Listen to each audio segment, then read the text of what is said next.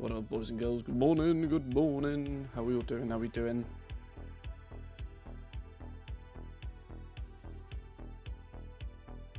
Oh!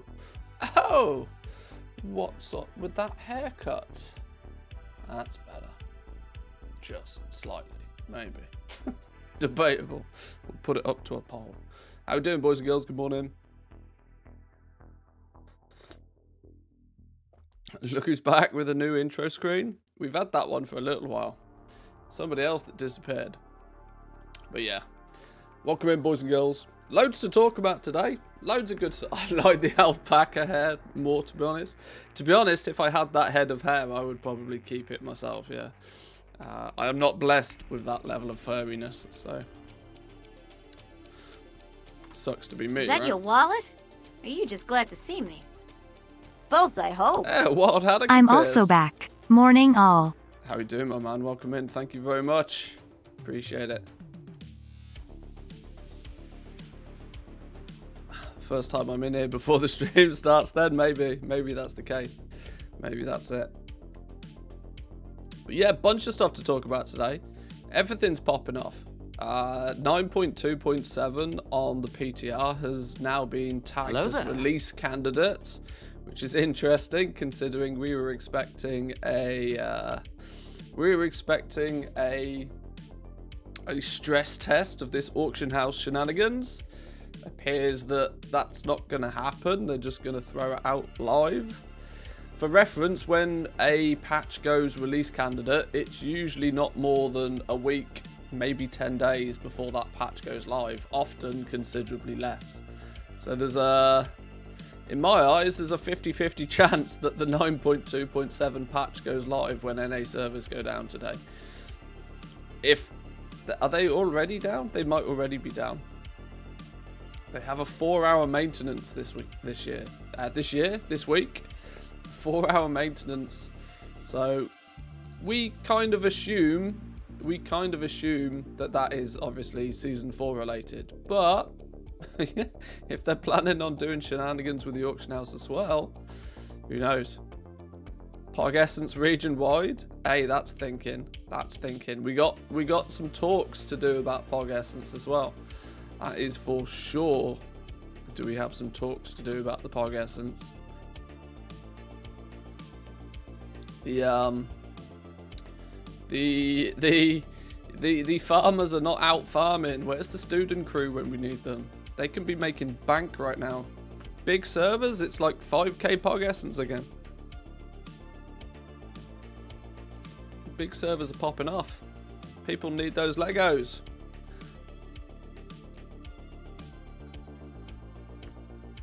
I was running some numbers earlier as well. We'll talk about it in a little bit more detail once people have filtered in and once I've got some coffee in my system. But I was running some numbers on the Undermine Journal. There's definitely an increase in region-wide price of Pog Essence. Let's put it that way. Twisting Nether just bought up some Pog Essence for 3.5k. Yeah, it was like the region market average price in the EU was down to like 1.2k, 1.3k a little over a week ago. It's now basically double that. So goblins are doing goblin things, that is for sure. But there's definitely a greater demand for it at the moment all of a sudden. Bought a ton of it for 900 gold a piece. There we go. There we go.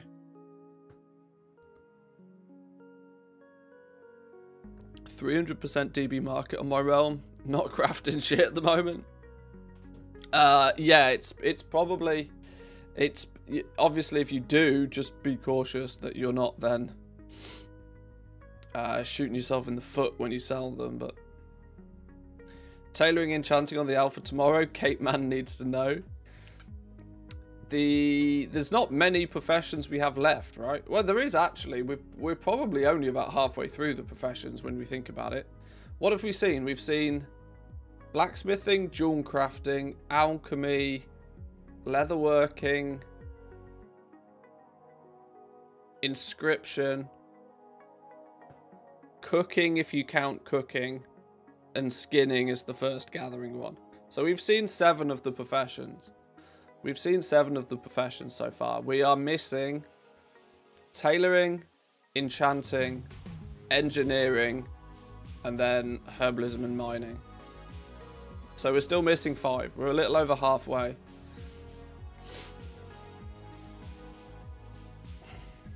Put LST on my portfolio, but then couldn't even take screenshots because I don't have game time. Oh no. I can send you a few over. Not seen anybody highlight cooking. How overwhelming was it? It was not even... Oh, underwhelming. I was about to say it was remarkably underwhelming. What were my notes about cooking? I did level cooking. I never turned it into a video, nor did I do much of it on stream, but I did write some notes for cooking. Where did I get to? Leveling 1 to 50 is mostly done through easily acquirable items and vendor mats. Past 50, you're going to need to seek out recipes to continue skilling it up.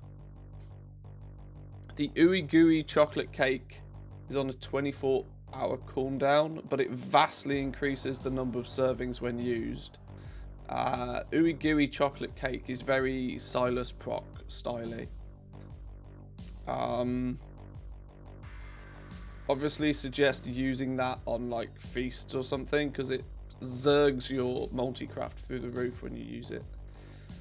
Where did I get to? I planned out a basic leveling path and then thoughts. Feels very basic was the first thing I said. No spec trees, no quality to deal with, and all the food is similar to what we already have. Both optional finishing reagents basically do the same thing. One increases resourcefulness, one increases multi-craft. So multi-craft and resourcefulness are basically the same but in opposite directions, right? Resourcefulness reduces the amount of materials you need to craft something. Multi-craft increases the quantity of things that you craft. So they kind of do the same thing, just in an opposite direction.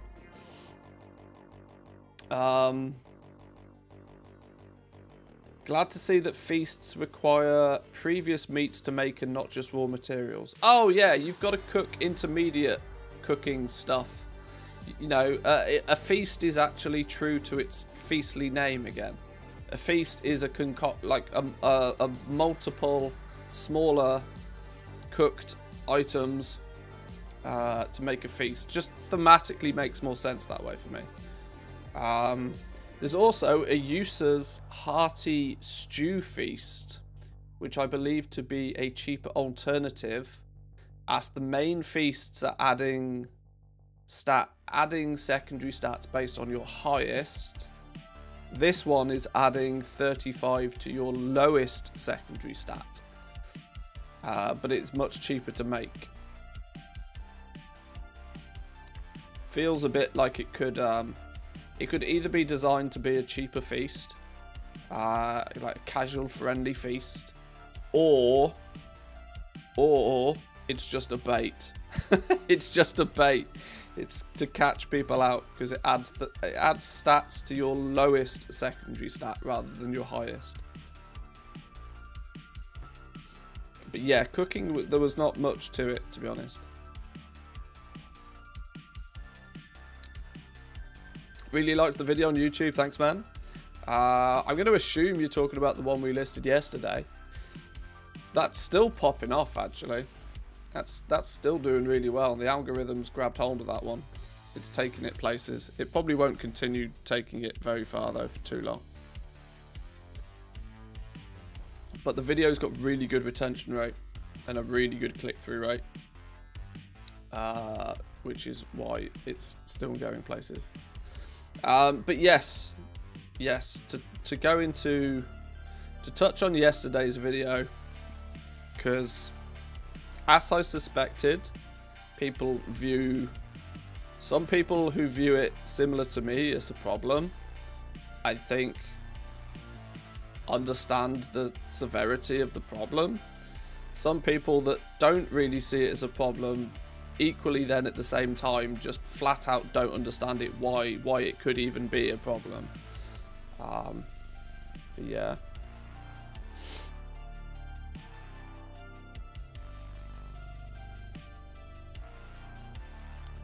Not really much use for the algorithm. My retention's good, but I'm usually 1 to 3 weeks late on watching a video.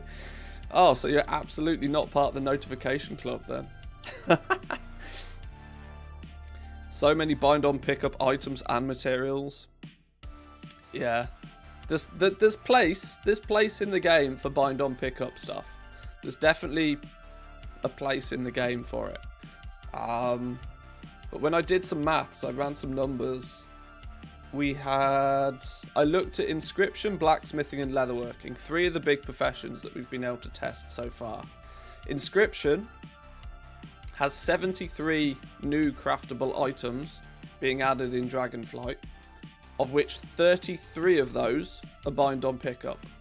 That is 45% of new crafts are bind-on pickup.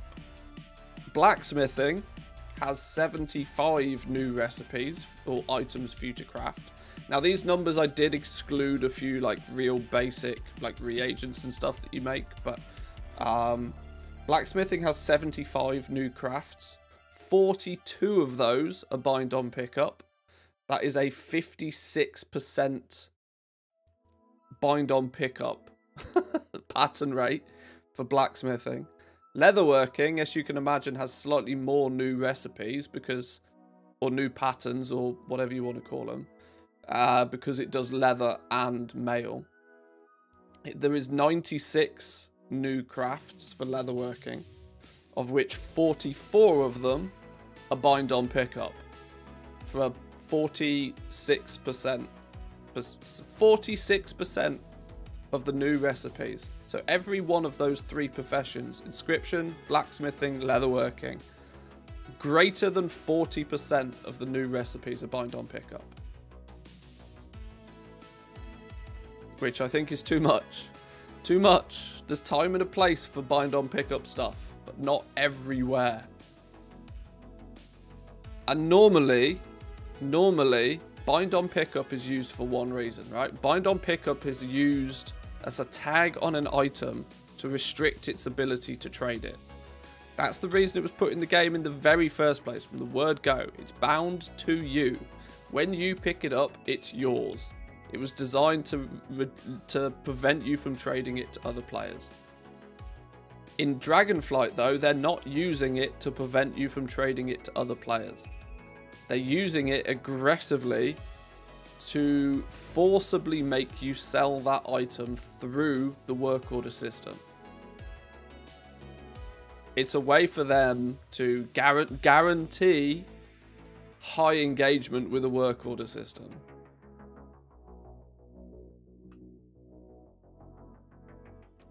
And I think it's out of control, the amount of new stuff that's bind-on pickup.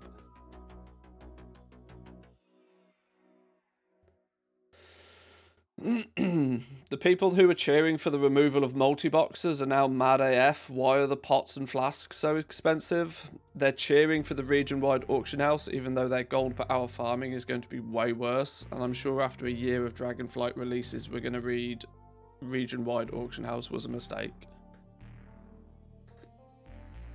I don't think the region-wide auction house will have as big of an impact as swatting multi-boxes did. Mainly because even when it does go region-wide, it will balance out eventually. Because there is this innate built-in system that players have with this game to where they will not actively engage with something if it's not at least worth something. Which means when materials dip too low, people stop farming it. And when it's region-wide, there will still be a reasonable demand for stuff, which will bring it back up. So it will, you know, find its balance point eventually.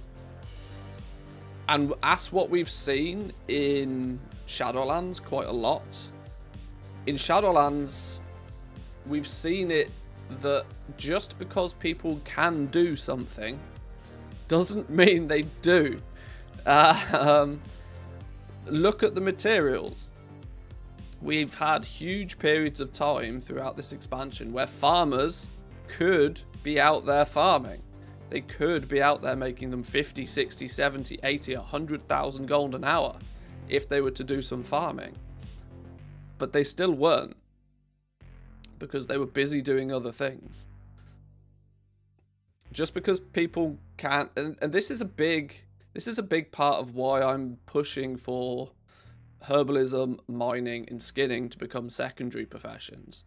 They're not complete enough to be considered primary professions, not compared to leatherworking, tailoring, blacksmithing, inscription. You know, all of these professions that, you know, genuinely make things and are quite fleshed out and now have spec trees and now have knowledge points to farm for. And gathering professions don't have that. Make them baseline, give them to everybody. It means if somebody runs past a herb, they can pick it up if they want. But taking it back to what I said a minute ago, just because everybody has the ability to do stuff doesn't mean that everybody does. Everybody has cooking. The cooking market is fine. Every single character on every single server has the ability to cook their own feasts and food buffs. But the food market still thrives. Why? Because some people do it because they want to do it to make gold from it, and the other people don't. Just because you can doesn't mean that people do. So the big argument against making gathering professions baseline is that it'll tank the markets for everybody because everybody will be able to do it. Not necessarily. Materials won't die a death all of a sudden, just like cooking hasn't died a death ever. But it's all hypothetical because, you know, we don't know exactly. So I understand, you know, both sides of the argument. There's almost no place for bind-on pickup in crafting. The only one I know is the alchemist trinkets. Yeah, they can get away with having virtually no bind-on pickup stuff. I mean, it's counterintuitive to crafting professions. Naturally, bind-on pickup is very counterintuitive to crafting in the first place. Why do you craft things? Well, you craft things so that you can use them yourself and you can sell spares. We only have access to 2 primary professions. Why? Because you have 2, somebody else has 2 more, somebody else has 2 more, somebody else has 2 more, and you all trade between each other. You create an economy. If you make everything bind on pickup, there's a problem.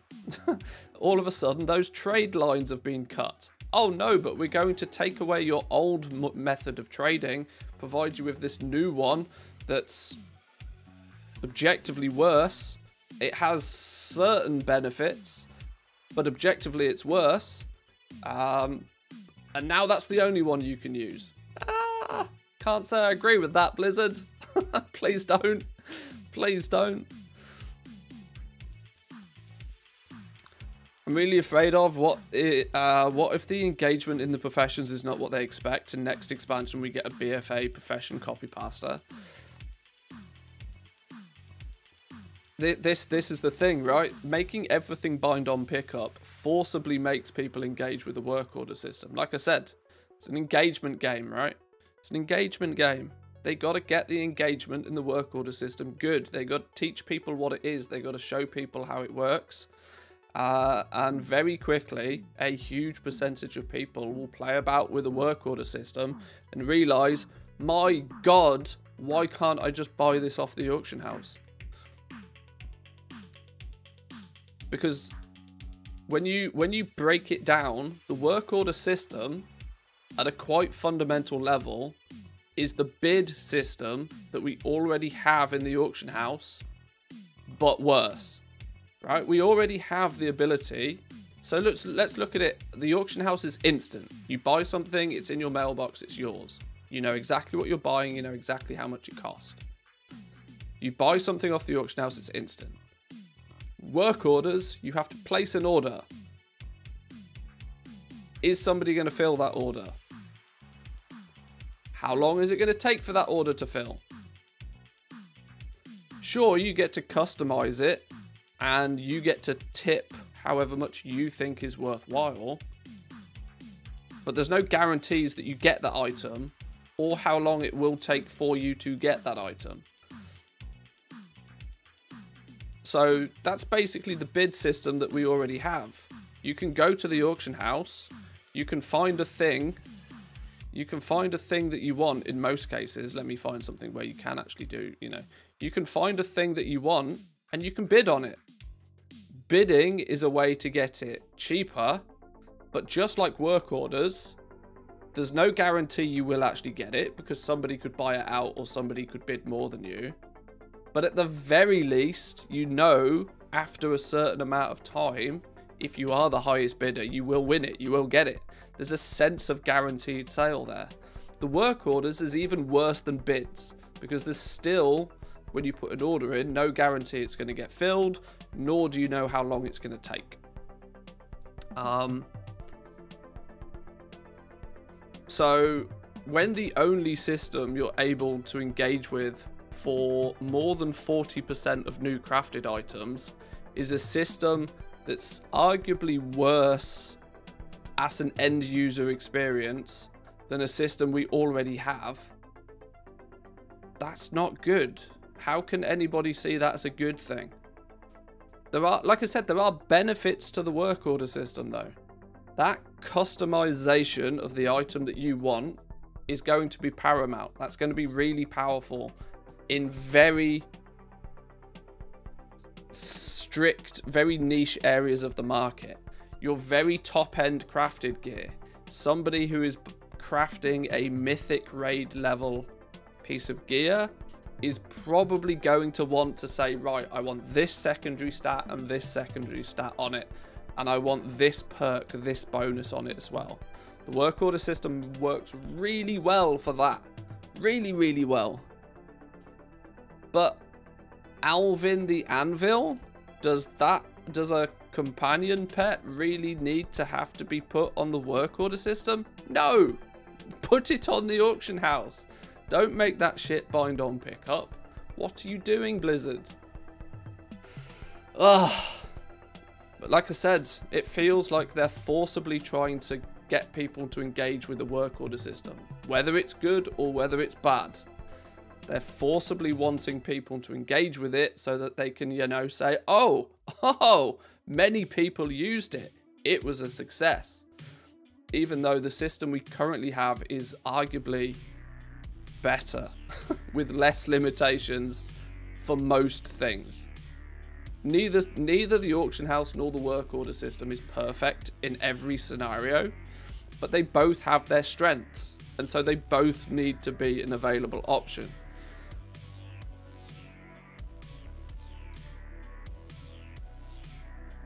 The frustration for me is that the work order system at its core, on paper, is a really clever system, but it's being showcased that they're going to overuse it. They're going to overuse it, aggressively overusing it. And the more they overuse it for shit that doesn't warrant it, the greater the likelihood is of people looking at it and going, this is bollocks. Let me buy this shit off the regular auction house. I don't want to put a custom order in for everything. I want to put a custom order in for things where it matters. Top end raid gear, best in slot raid gear. Then I might want to put a custom order in. But a flipping profession accessory, a stat stick for a crafter, doesn't need to be in the work order system. They do not need to be bind on pickup. They do not need to be custom ordered. It's an overuse of the system.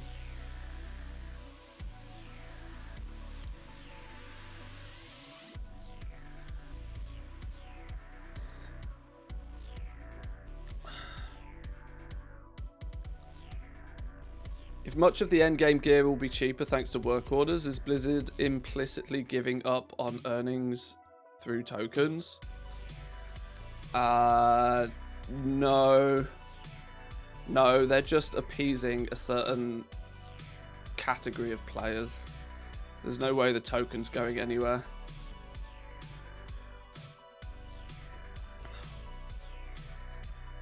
I like not having many variations of an item and listing them over and over. However, some of these limitations do need ironing out.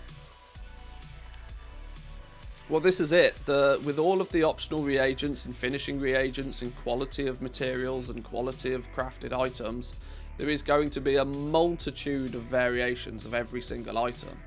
So in that scenario, there is justification for a system like the work order system, but it needs to be an additional system on top of what we already have.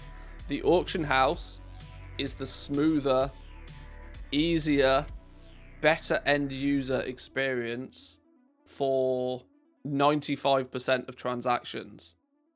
Those very select few custom orders need to live on the work order system to allow people to get the item they actually want, and to remove that desire by crafters to craft 25 different variations just to, you know, please everybody.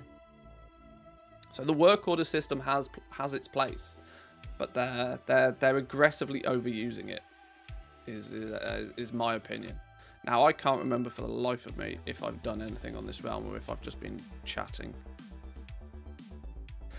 Everything below mythic level should be BOE, in my opinion. I see no reason why the end game mythic gear shouldn't be BOE either. Now, this is the counter argument to this is it's pay to win, but the game is pay to win fundamentally because of the token in the first place.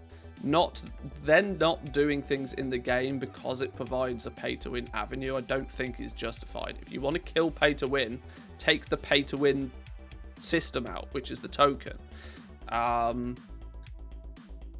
If you want to craft a mythic raid item with a crafting profession, you are going to need components, materials from mythic raiding.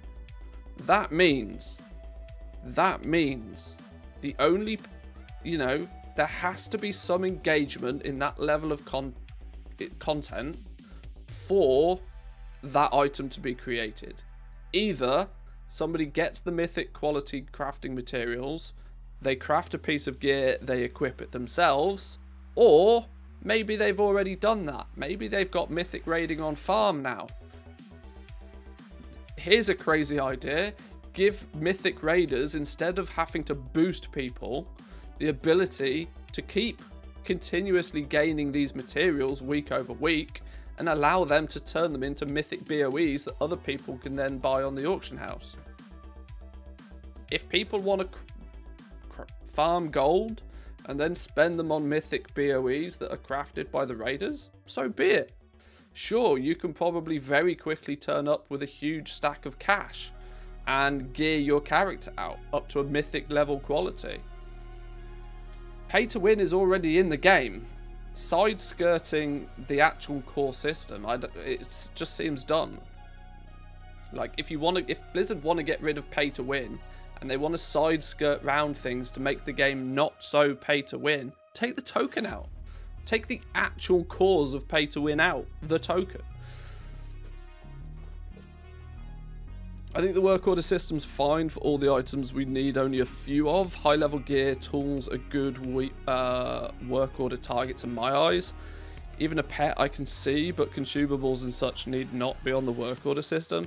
Yeah, there's going to be like potions and flasks and all sorts of stuff that's on there as well. It's hopefully, I'm going to give Blizzard a little bit of the benefit of the doubt here. Hopefully, it's just, you know, a copy-paste template that they use for most new things, and it just happens to be bind on pickup. Maybe they'll go through a bunch of stuff and go, you know what, this doesn't serve its purpose very well on the work order system. We'll make this bind on equip like most things. Maybe that, you know, maybe because it's early days. But, you know, I think that now is the time for feedback on this sort of stuff. The bigger of a stink you can make about it early on, the greater the chances of something happening. If you wait until the day before the launch to tell them, oh, by the way, I think too many of your crafts are bind on pickup, you got no chance of anything happening. So we'll see. But that's just my initial take on things anyway.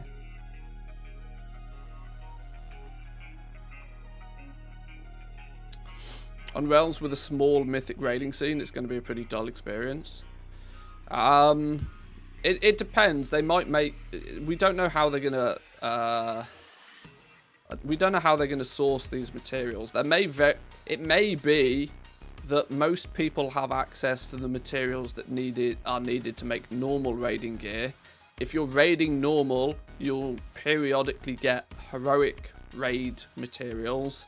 And if you're raiding heroic, you may periodically get mythic raiding materials to, to provide you a small gearing path to push you into the more difficult content. It might not 100% require you to be raiding mythic already to gain materials to then make a mythic piece of gear. It depends which approach they want to take with it. Where if they want to use the crafting system as a way for people to fill gaps in their gear, to they spend a couple of weeks working on mythic. They've got a few pieces of gear from the first few bosses, but now they've gained some materials to help craft a few extra pieces of mythic quality gear to boost their power to hopefully push them further through the mythic raid, maybe. Or they could do it, they could give you those materials slightly earlier to make your transition into mythic difficulty a smoother process to begin with, allowing you to quite quickly overpower heroic to push you into mythic sooner. I don't know. That's a balance thing.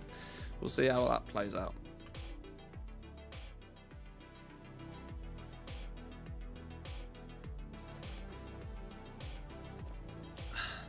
Reminds me of that meme with Jerry from Rick and Morty, where Jerry is shaking hands with himself for a job well done. It tends to be Blizzard when they're forcing people to use a system so they get engagement. I highlighted this in the video yesterday, that historically Blizzard have done this nearly every single expansion. They've taken a new big system and they've made it so that people have to engage with it, regardless of whether they want to or not. Starting off with, the two examples I gave was island expeditions.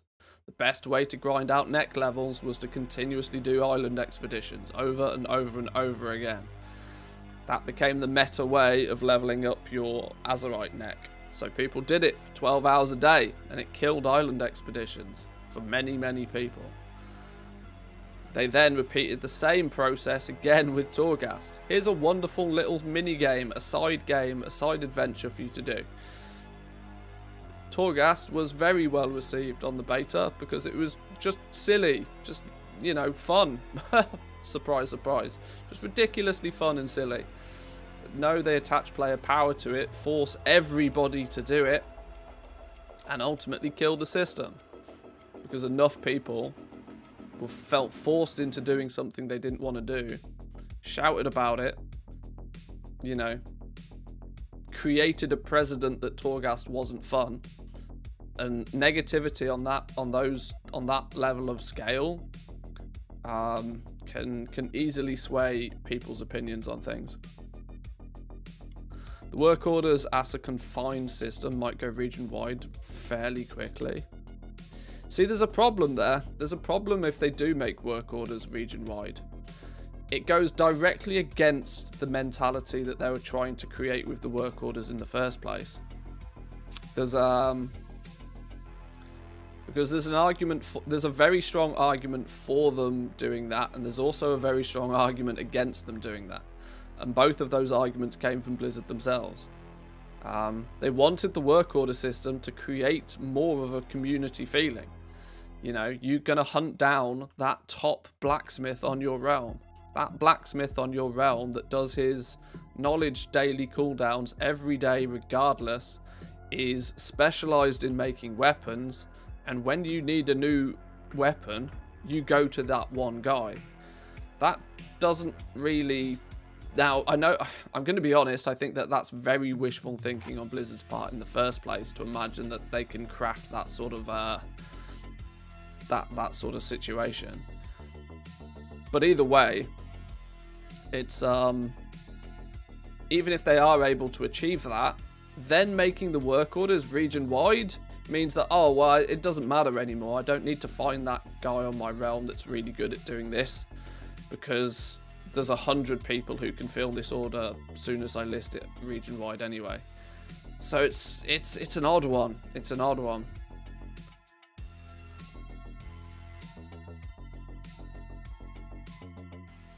But let's be fair, there was many people that never really expected them to take anything region-wide on the auction house. And hey, we're probably less than a week away from having region-wide auction house for commodities, so let's see how that plays out.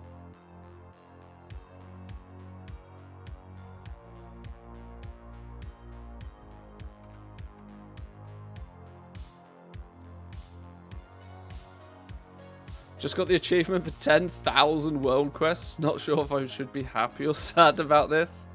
Ooh, mixed emotions. Mixed emotions. 10,000 world. I don't think I've had that one yet.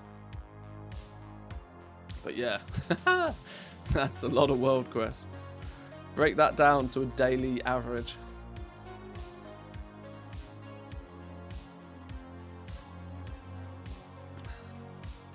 Is there any system in the game to find a specific crafter? I know that in guilds it's easy to see who can craft what, but is it searchable server-wide? There's nothing in game. I'm quite sure there's resources outside of the game that you might be able to do that. Once upon a time, the Armory had players' professions on it, didn't it? I don't know. There's definitely not anything in game. But you're right. Yeah, you know, how can I get a list of like good, where are the good jewel crafters at? Or am I just gonna have to hope I find one through trade chat? You never know.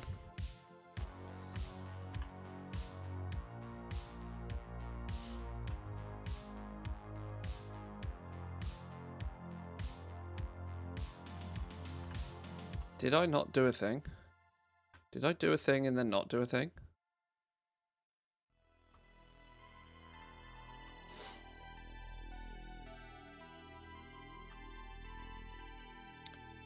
Some of you smart ones may have noticed that I've expanded my pet realms by a few. Trying to get a couple more realms up and running. I've now got most of my realms in a position where they've made a little bit of enough gold for me to not have to sell all the basic pets on them. So I was finding my my pet collection was getting pretty full of random stuff. So I was like, right, well, the easy solution then, let's expand onto a couple more realms. I think we're on 28 realms now. Or attempting to be on 28 realms anyway. Sold another 2.1 mil yesterday. Things are still trucking along nicely. That's good effort. That's good effort. I've not crafted anything for a long time, so I don't really have anything to sell. But I have noticed when I have opened a mailbox, there's usually been more in it, which is nice.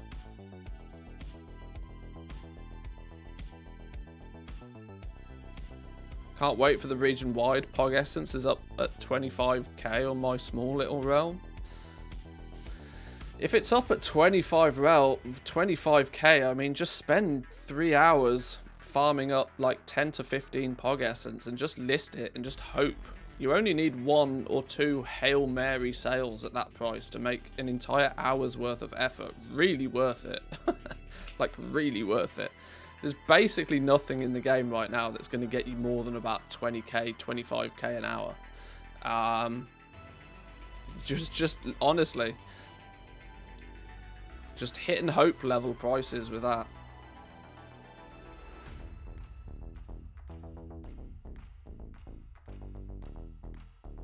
Because I mean, I would imagine it's still the same, that you can probably get 4 or 5 Progenitor Essentia an hour. If you got that druid. But I'm no farmer. I don't know. Ironically, I spend more time farming on PTRs and on betas and on alphas, because I like to have I like to have an understanding of just how many materials you can get in a certain period of time via farming, because it helps me work out pricing and value of stuff. But I don't like actually doing it when it's live. I'd still rather somebody else do it and I'll pay them for their time. Much easier.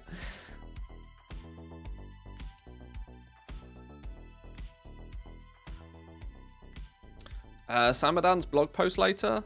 I usually do that on a Monday. And because I didn't stream yesterday, I think most people have probably read it, right? The world moves on pretty fast at this point. We might do. Although I've got plenty of stuff to be doing today, so we'll see. I still haven't properly tested skinning on the alpha, which is bad of me. Because I really should. I tried to level a hunter to 70 on the alpha to see some end game stuff. And then my character got bugged out. And bugged out to the point where it was just broken. So I had to delete the damn thing. And then I was like, oh, I could do all of this again, or I could just not.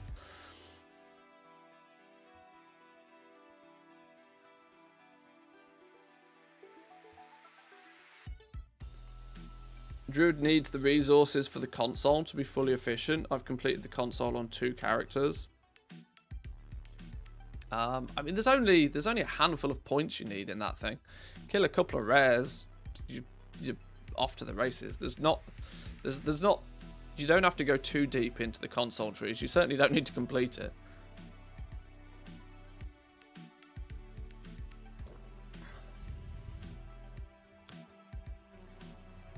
Oh, has this character not got any pets to sell? Apparently not. Can we give it some pets? We can give it a few.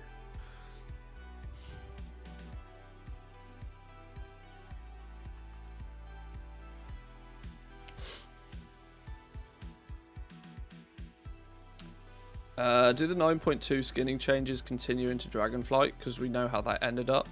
It appeared like they did. I was running around chasing somebody on the alpha the other day, and I was very easily skinning all their mobs. But they weren't skinning themselves, so I cannot 100% confirm nor deny. This is one of those things where we just need more people on the alpha.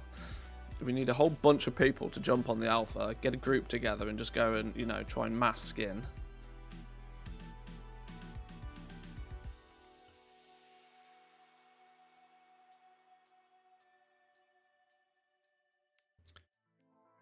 You need 6 of 6 and then to save 800 ciphers.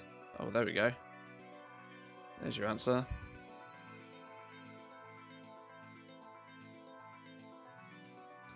Anyone else that would like to have all characters on the same screen instead of being forced to choose the realm first? Well, I would, because I tend to have one character on many, many, many different realms. But most people wouldn't even care about something like that. Most people play on one realm. But it's a good thought. It's definitely a good thought. I'd sign my name on that petition.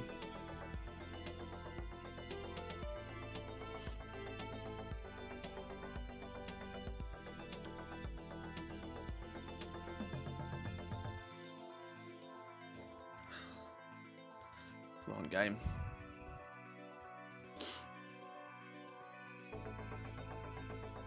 You know, it'd be great, keybinds to select a character. I just use my stream deck. Boop, boop, boop.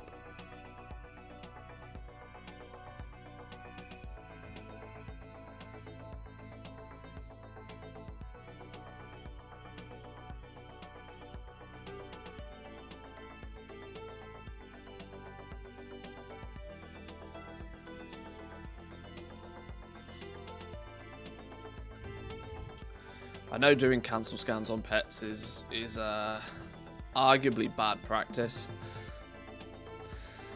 but I've not focused on Project Pet very much recently, and I need to keep the ball rolling on this because I've dumped nearly 10 million gold into it so far. Sunk cost fallacies kicking in pretty fast. Hey, we are selling pets over here though, we'll take that. So yeah, sunk cost fallacies kicking in pretty aggressively. That nearly 10 million deep on pets in the last 2 months. I need to sell a good percentage of them.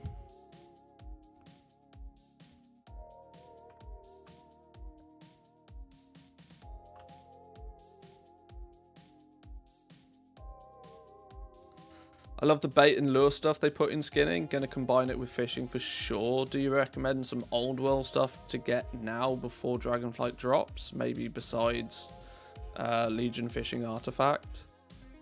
I can't think of anything specific off the top of my head old worldy, because the new expansion is going to be a self-contained thing for the most part. The raft is not a bad idea if you're gonna go deeper into fishing. Fishing's an odd one, right? Fishing's an odd one. It's always really, really valuable for the first patch, and then kind of dies pretty quickly. And the problem fishing has is it's always been far too easy to bot. And as soon as the bots catch on to fishing, it's just not worth it. Which is why I never really touch it. But fishing also falls into the category of farming for me, so I can't remember the last time I played with my rod. No pun intended.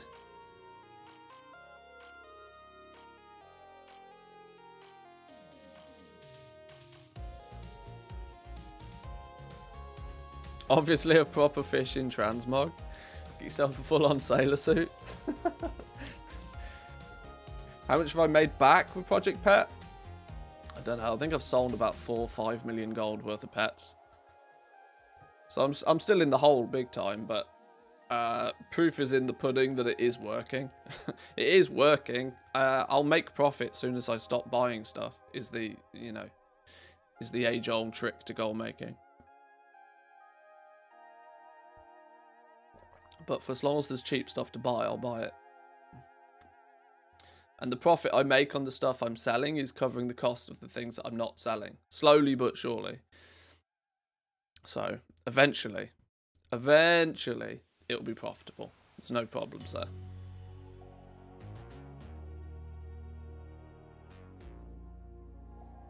I'll fire through a few realms and then we'll take a look at the ledger for Trade Skill Master to, see what's going on with it overall at a bigger scale. Fishing's just too damn boring for me to engage with to make gold, also farming.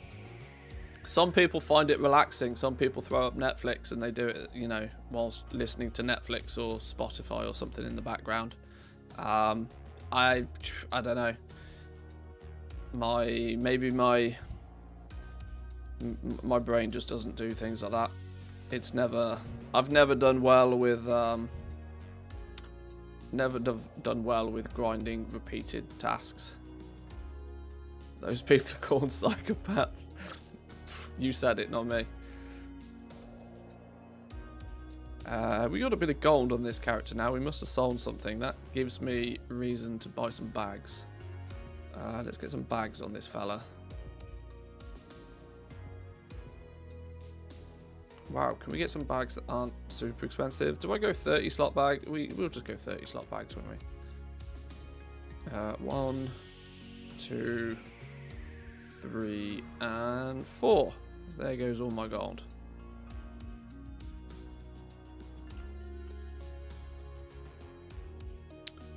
Fishing was a good time killer in old expansions when waiting for raid to start or switching between certain bosses. Yeah, I mean, it's something that if it kills time for you, then sure, carry on. I always like it feels weird to me that I have to specify this, but Just because I say I don't enjoy farming doesn't mean I have anything against people who do enjoy farming. There's a real simple rule that if you're having fun doing something, do it.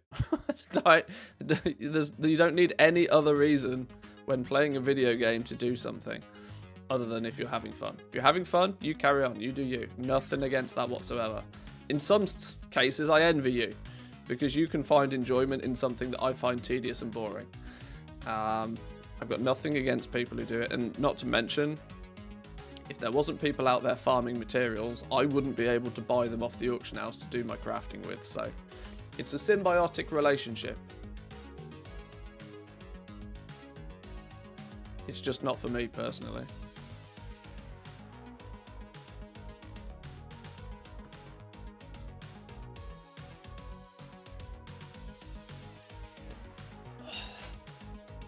Oh, coffee's starting to kick in though, it's good. I'm feeling more alive. The Tuskar chaps in Dragonflight have great perks for fishing with their faction. Gonna give it a go with their rep. Items like fishing nets for AFK gathering sounds cool. Oh my lord, I've not looked into that. That sounds incredibly dangerous. Fun, but dangerous.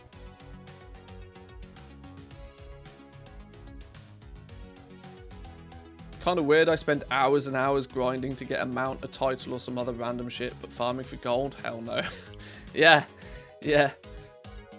It's easy to say though when you have an alternative option that's better for you. You know, you tend to do what is the most valuable use of your time at the time. This is why everybody has to start with farming, because when you have no gold, you don't have access to crafting. You don't have access to flipping.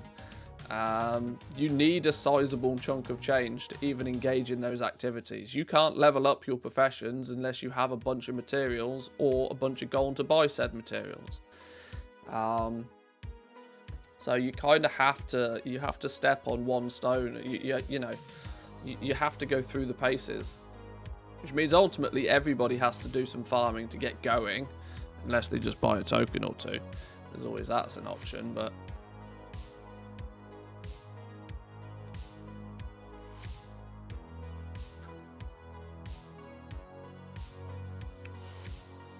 just make a contract with somebody on that server, borrow some gold so I can start flipping. Yeah, I mean, there's ways to do it. There's ways to do it.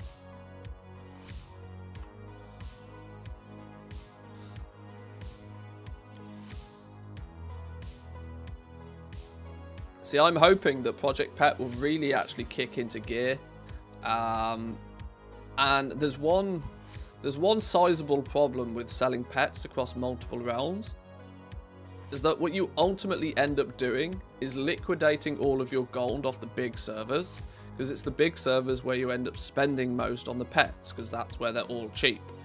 You end up buying considerably more on the bigger realms, and then you're filtering it down to the smaller realms.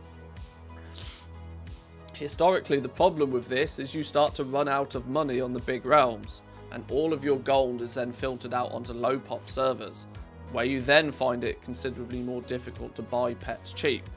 So actually, what you then need is a way to be able to take all of that gold off those 10, 15, 20 smaller populated servers and somehow get it all back up to the top realm, so you can start buying things again and repeat the process. Historically, this has been relatively difficult and challenging to do, which means people tend to make a lot of gold on a bunch of different realms, and then the gold sits there and the gold stays there, and they just use that gold on those realms to start flipping other things than pets. With the region-wide auction house though, there's going to be the ability, hopefully, if you can find commodity items that are not available at all region-wide, which sounds like a difficult thing, but it's actually a little bit easier because there's hundreds and hundreds of grey and white items that can be acquired that will be considered commodities and won't be on the auction house at all. For a 5% fee, you're going to be able to take the gold from those smaller servers and get it back on the big realms. This is what I don't think is... I think this is more of an issue than nearly anything else. that the region-wide auction house for commodities is fundamentally allowing millions upon millions upon millions of golds to very easily be laundered from one realm to another. And there has got to be billions of gold, billions with a B, billions of gold on lower pop servers where people will try very quickly to get it onto full pop servers. And that is the equivalent on a single realm of rampant inflation. Inflation like you have never seen before. It's not because people don't have the gold, it's that they don't have the gold in the right places. And I'm looking at you, boosting community. Those boosting communities that have tens of millions of gold on many, many, many different realms. All of those players then trying to funnel all of their gold to their home realm will all of a sudden be able to start buying like 2, 3, 4, 500,000 gold BOEs like they're candy. Because it's not that they don't have the gold, it's just they don't have it in the right place. There are tons of cheap pets on lower populated realms as well, just people can't CBA to wait and sell and tank the markets on those. Well, yeah, true, but the opportunities are far less frequent. Got 300k from pets sat on a low pop realm that I can't move it right now, thanks region wide. Yeah, that's just one example, right? That's just one example of one person with a token's worth of gold on one realm that as soon as the region wide commodities kick in, you'll be able to transfer that 300k from your low pop realm to a full pop realm of your choice, which is the equivalent on that full pop realm. As far as buying power is concerned, it's the equivalent of printing 300,000 more gold. Now there's 300,000 more gold in the economy for you to spend on crafted items that are specific to that realm, which wasn't there minutes earlier. There is the possibility of at least what will appear to be like rampant level inflation on the big servers. Because all of a sudden, millions upon millions upon millions of gold will get sucked out of the lower population realms where it's just been sat for ages, gathering dust, and it'll all get moved up to the big servers where everybody actually plays and where everybody raids. And they'll be multi-millionaires overnight. Like I said, it's not that these people didn't have the gold before, it's just that they didn't have it on the right realm at the right time. It's going to be quite interesting. Some of the these are some of the unforeseen scenarios that might happen when they start pushing things region wide. This is why it will be an absolute clusterfuck. It'll be chaos. It'll be absolute chaos for a while when they do it. Material prices will be all over the place. The price of crafted items will be all over the place.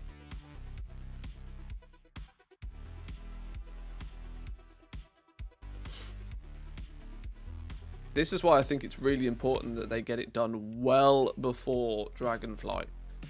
Because the last thing they need is this crazy time to be happening at the very same time we have. Because a new expansion brings its own problems.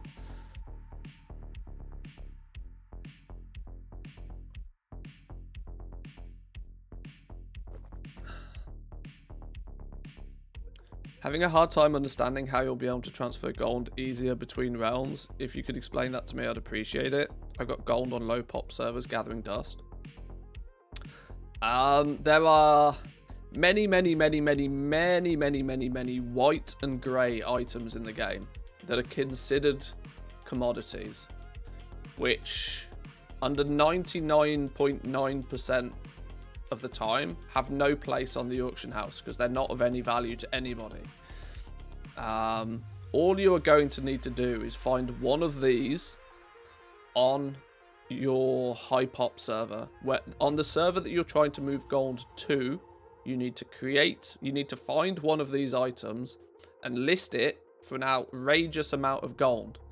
Then what you need to do is you need to go onto your other character on that other server where you have all of the gold that you want to transfer it off from, and you need to buy that commodity item, ultimately transferring that value of gold from your little piddly server to the full pop server for a fee of 5% auction house cut.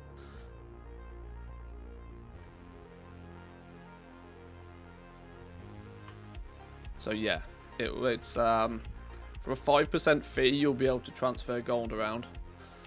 And for reference, 5% transfer fee is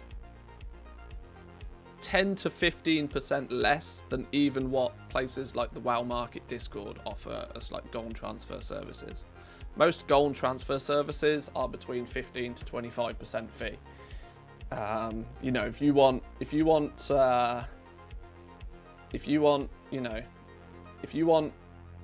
$1 million gold transferred from one server to another, somebody will do that, but they'll take a 20% fee.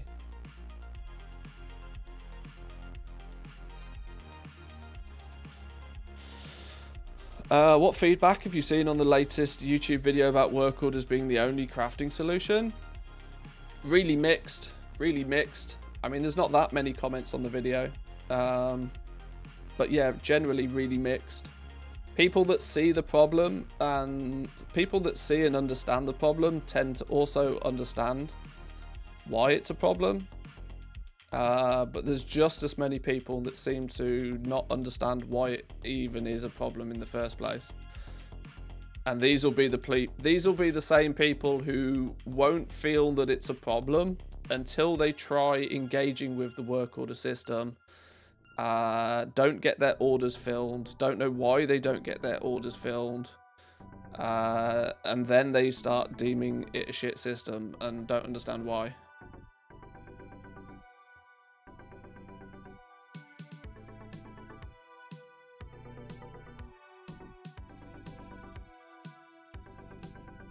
But yeah, there's not many comments on the video. You could probably have a read through them.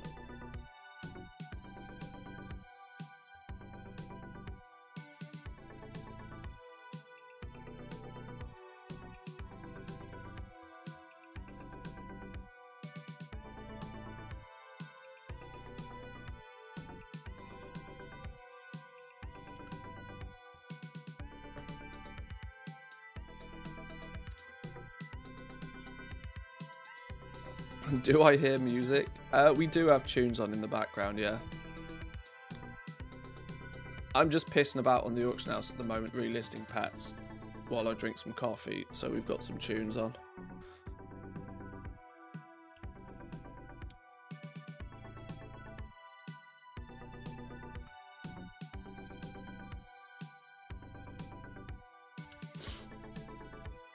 It's also going to help more. The vast majority of my gold from crafting Legos is on a medium pop to full pop where I want to play. Yeah. Well, I mean, you can feasibly move 10 million gold at a time. You know, you can feasibly move 10 million gold in a single transaction for only a 5% fee, which is monstrous, like actually ridiculous.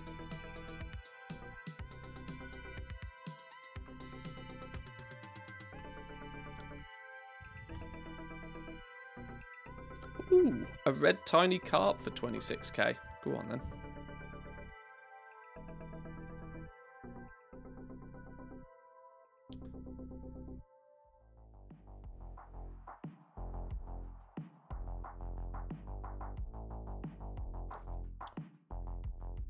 Oh, I think the YouTube algorithm's had enough of my video now. I knew it wouldn't take too long.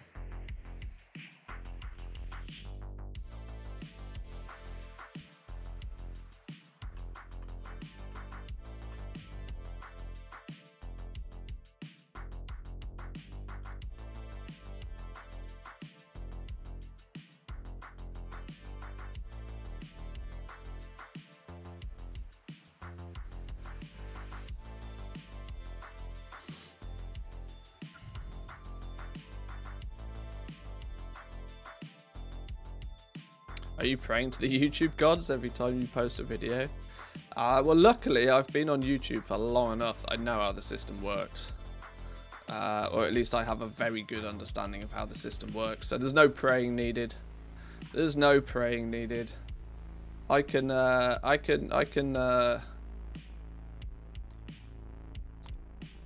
reason, for example, my current videos sat in the algorithm a little bit more now is because it's got a very clickable title and thumbnail. And the video's got higher than average retention on it, which YouTube likes. God damn you, heretic. It's not like praying to RNGesus.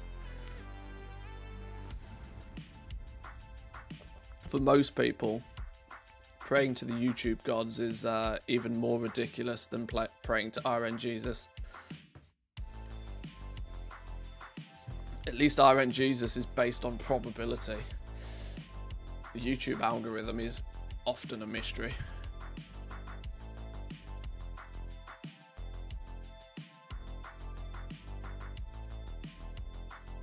Do you think there's still a chance for some sales on rank 4 LEGO gear in Season 4?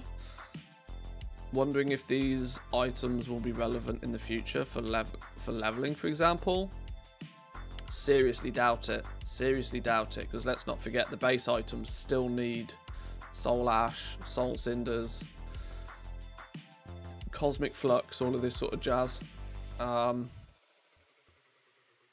The only saving grace for legendaries will be if, you know, the transmog appearance can be hoovered up off them, which they were talking about, but I don't even imagine that to be a thing. I tend to feel pretty heavily that there'll come a point, and it's still a month or two away, but there'll come a point where people will just community-wide just decide that, you know, Shadowlands is done. Everybody will probably stop spending gold on gear upgrades. There's likely to be some sort of Dragonflight pre-patch event, much like there was with Ice Crown for Shadowlands, to where there'll be an event that lasts a period of time where everybody can catch up their gearing on as many characters as they want for a while, which will be the nail in the coffin for the legendary system completely. Everybody that's still got crafted items will start dumping the price, liquidating their stock. That point will come before too long. And once that's happened, Legos are gone forever.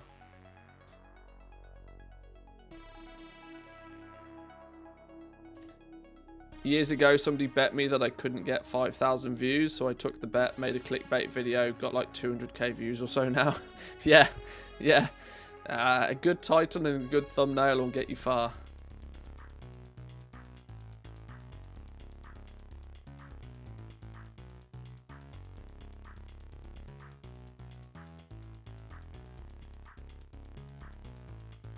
So better to get rid of leftover mats instead of crafting the Legos. Now, I can't tell you that for definite. I'm merely stating that that is an eventuality of what will happen. When it happens, I don't know. If you can craft legendaries now and also sell them quickly enough, everything's a possibility. I'm merely stating the eventuality that will happen with legendaries, and it's really not that far away. Once we've had a full sweep of Season 4 and the Fated Raids, then we'll start to see a very rapid decline in the amount of people buying legendaries, I reckon. People are still playing around with People will be playing around with Season 4 and the Fated Raids, although nobody's doing it really very seriously. But people will be playing around with it, and they'll be buying the odd legendary here or there, or they'll be bringing an alt up through it, and they'll be buying a legendary here or there for that. But once people, I reckon, have had like a full, like 3 or 4 weeks of Season 4, then we'll start to see a very rapid decline in stuff, I would guess.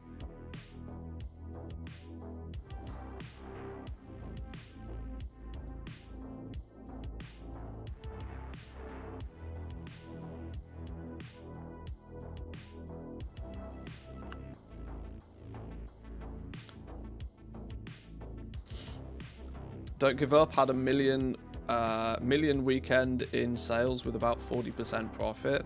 Oh yeah, there's still absolutely profit to be had. But it requires you to have already... I certainly would not be investing into a system right now. If you've already got the system there, then milk it dry, you know. If you've already unlocked all of the recipes, yeah, craft stuff, sell it, milk it dry, while you still can.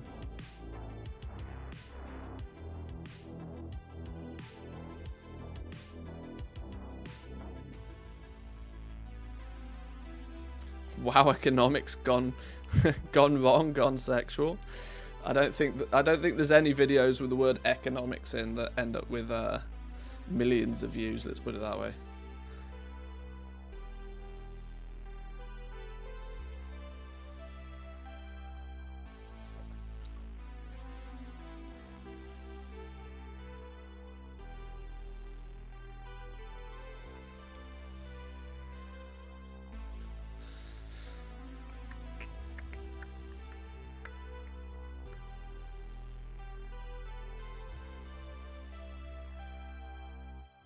Stephen Graham would probably like to disagree with you there. Well, that's true. All his flipping credit card unboxing videos are his popular ones, though.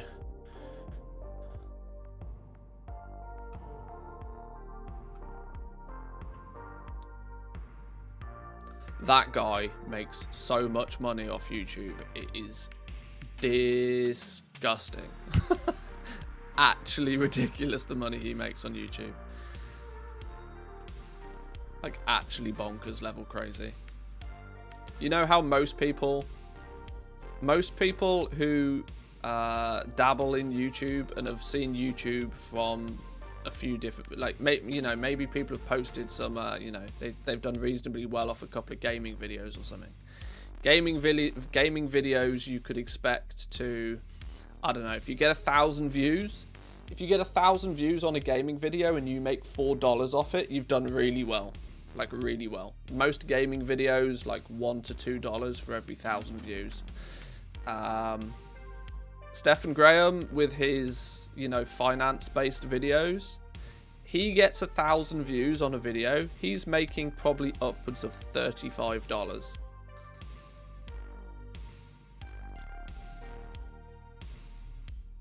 For every 1,000 views he gets on one of his videos.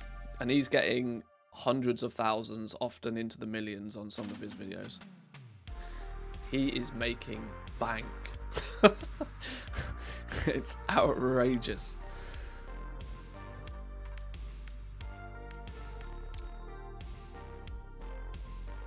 I mean, he's probably close to one of the biggest earners on YouTube. Probably close to. He gets really good views on most of his videos, and he's in a category that pays more than nearly anybody else.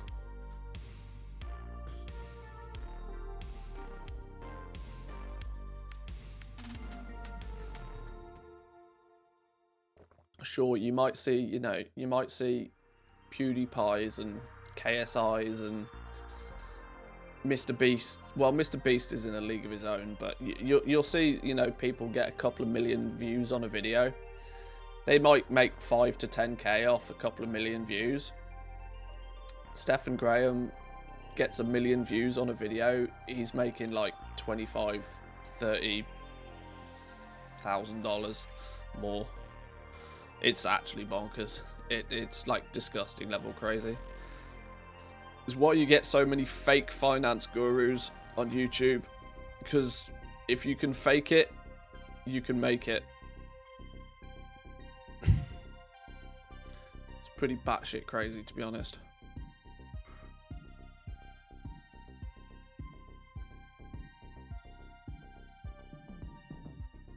You won't ever get to Mr. Beast or PewDiePie money, but he's well up there. Oh, he makes more than there's no doubt in my mind he makes more than PewDiePie. He makes way more money than PewDiePie. I can guarantee. Way more money than PewDiePie. PewDiePie doesn't really, like, he's sure he's got 100 million plus subs, but he's not making the big bucks. His videos are far too generic to get good CPMs on them. PewDiePie makes all his money off sponsorships. I mean, his ad revenue isn't going to, he's not going to be on the streets, but his ad revenue won't be all that.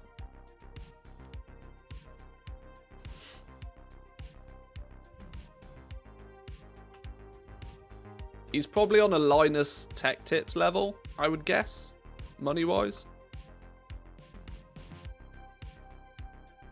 Mr. Beast is in a league of his own, though, just because he gets 25 million views on a video. Any good sales today? Not too many. Not too many. We've had a few pet sales. I'm not particularly selling anything other than pets at the moment, though.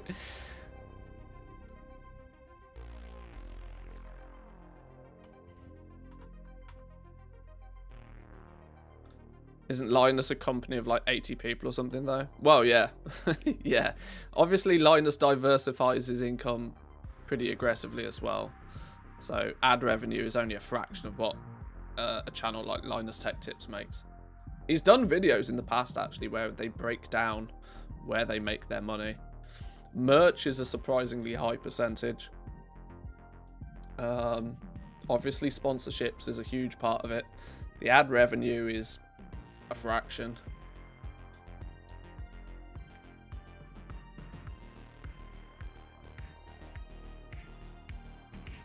It always interests me just how public people are with the amount of money they make off things like YouTube, because people don't have to be. It's one of the benefits of being a private listed company. You don't have to tell people how much money you're making. People can try and work it out, but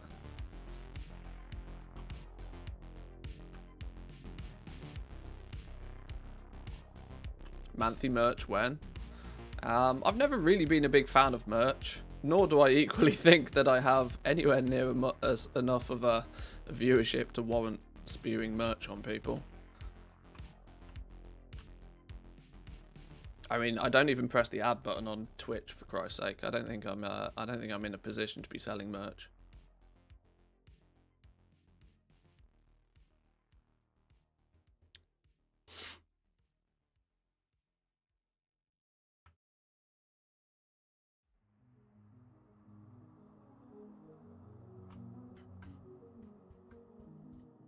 Skips to next video. Hey guys, I've also finally made merch.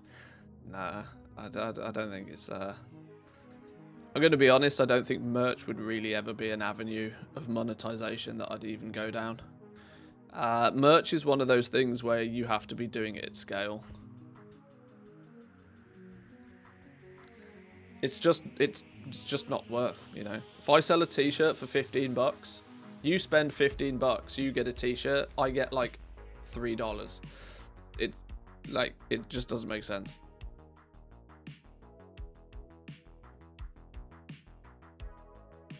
Is Twitch a hobby or is it a salary? I consider Twitch a hobby. It does go some way to put food on my table. I do content creation full time, but the Twitch aspect of it, I like to keep that relatively casual.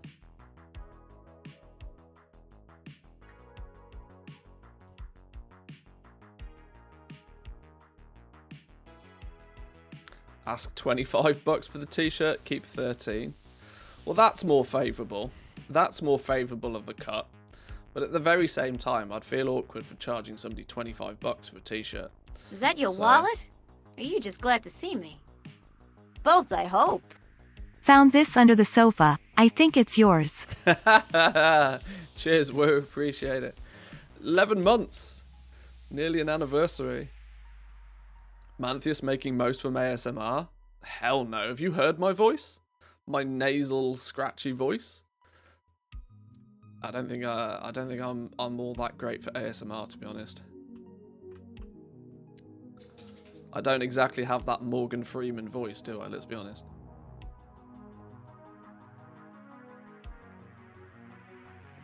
The YouTube voice? I mean, that's not very... It's not exactly ASMR-esque. Yeah, I live off my looks. Yeah, definitely, yeah. Oh, without a doubt. You went no Amaranth with the ASMR. Gotta grow some tig old biddies.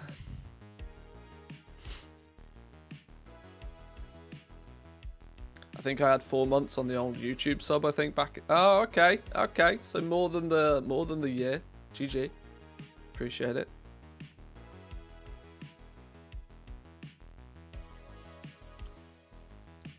There were people doing ASMR when they're eating. It's gross. Hey, people are weird. People are weird. Like, there's this is one thing that I've learned throughout the years of both being on the internet and also I worked in retail for quite a long time. And you very quickly come to realize that most people are weird. Like, most people. Most people are very odd. Most people are strange. The only reason why you don't think that most...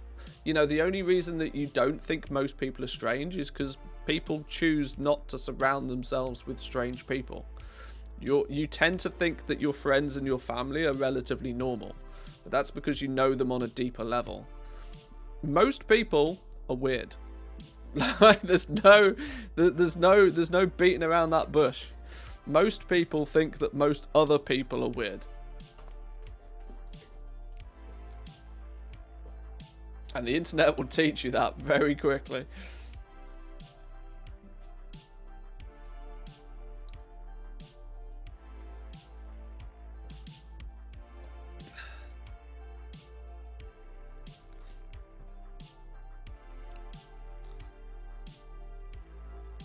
One thing you'll also learn if you've ever worked in retail, you'll learn very quickly if you've ever worked a retail job, is that people are not born with common sense.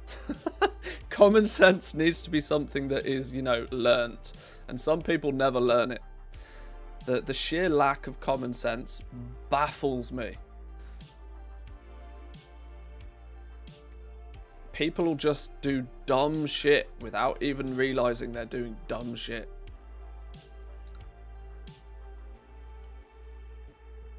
It's actually quite impressive how dumb most people are.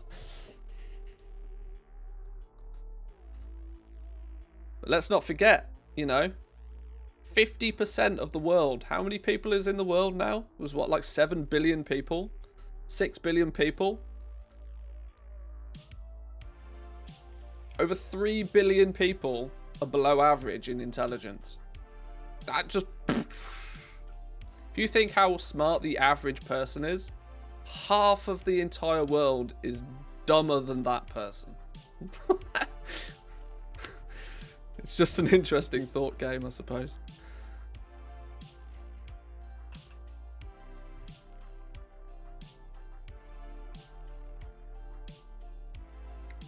$8 billion? What is China had a baby making session or something? What's going on here? Where did the other billion come from?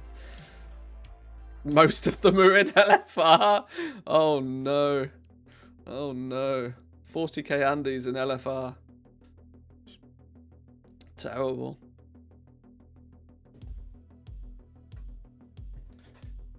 It was Ricky Gervais who said, do you know how fucking stupid the average person is? The average person is dumb.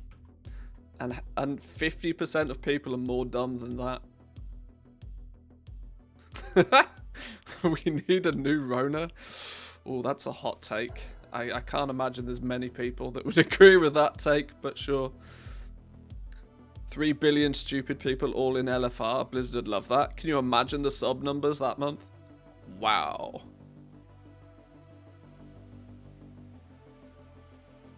Unironically, nobody sees themselves as the average person. It's true. It's true. Most people don't.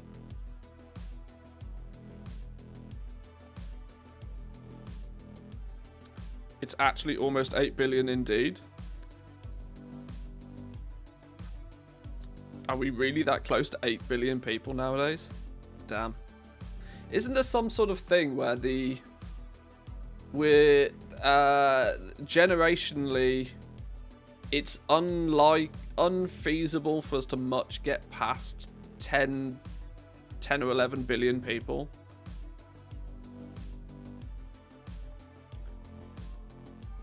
I can't. There's some clever maths dude that's worked it out that we'll probably explode up to about 10 or 11 billion, and then we won't go much more than that. Through the simple fact that A, we don't live long enough, and people at the very same time don't have enough kids.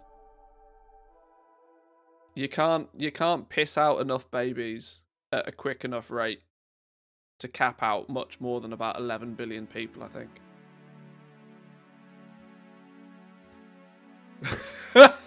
They're putting babies in dudes now.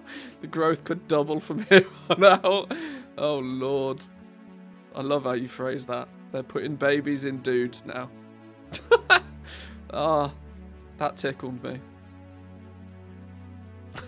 They're putting babies in dudes now. Challenge accepted. Right, men. Let's show these women how to have babies. Only a man could mansplain having a baby. Oh dear, I've got to be careful. I'm going to get myself cancelled here.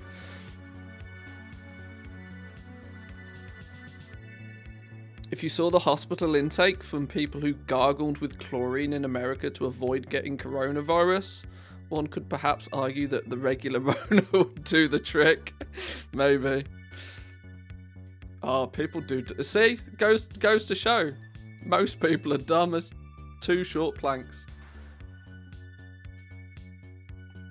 You think it's hard having a baby as a woman? Try having a baby as a man. Where are you going to push it out of? That's my question. I mean, we can only summarize about the logistics of getting it there in the first place, but where the hell is it going to come out of? That's the bigger problem, surely.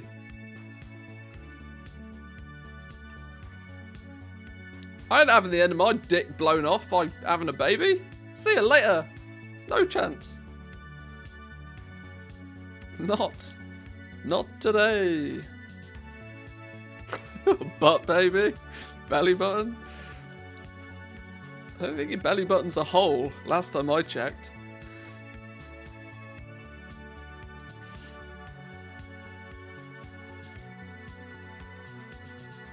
Defo think men should have babies, birth rate would drop. It would. It would. Hey, let's be honest here, though. Let's be honest. If there was the chance for men to start getting pregnant, men would take contraceptives far more seriously. You'd double, triple wrap that thing. No chances. I should point out with that statement, it's not that women don't take it seriously, it's just that men take it significantly less seriously.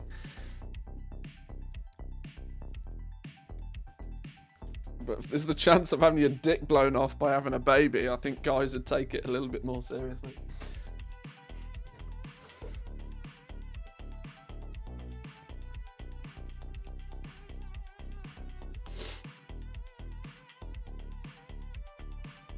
Don't even want to deal with the trouble of a baby, even if my wife carried it for me, and no chance I'm doing all this work by myself. Yeah, not happening. Not on my watch.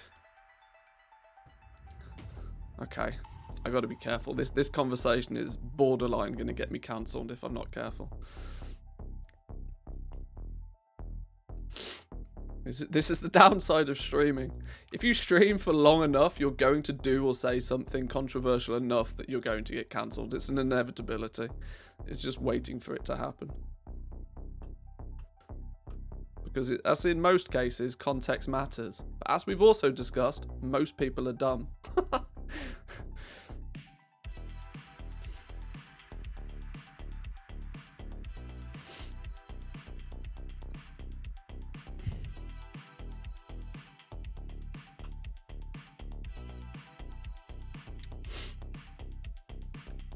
If they get that contraceptive for men successfully tested, hey, I'm all in, give me that pill.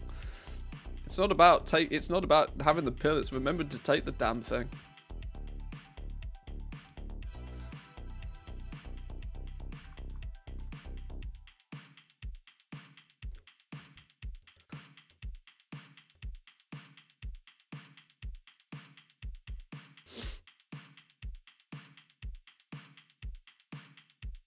Somebody's waiting in the chat with a snipping tool ready to cancel the shit out of you. Oh, absolutely.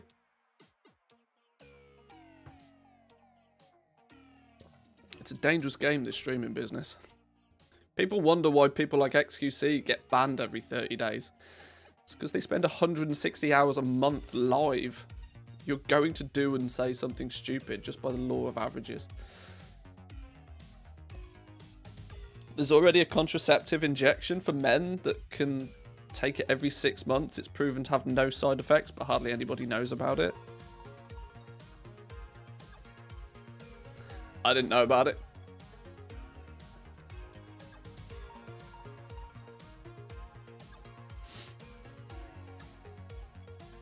Also, there's just the snip snip.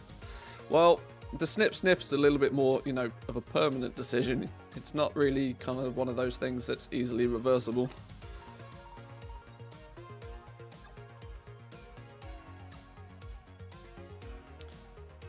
Remembering? Yeah, then I'm probably out. Can't even remember to take my anti-allergy pills. That's it. That's it. You don't remember to take them until you sneeze 3 times in a row and your eyes have turned red. And then you're like, ah, shit. Should have taken that antihistamine. My lord. Oh, well. I'll worry about it tomorrow. Oh, go on then. 35k for Shelly. That'll do.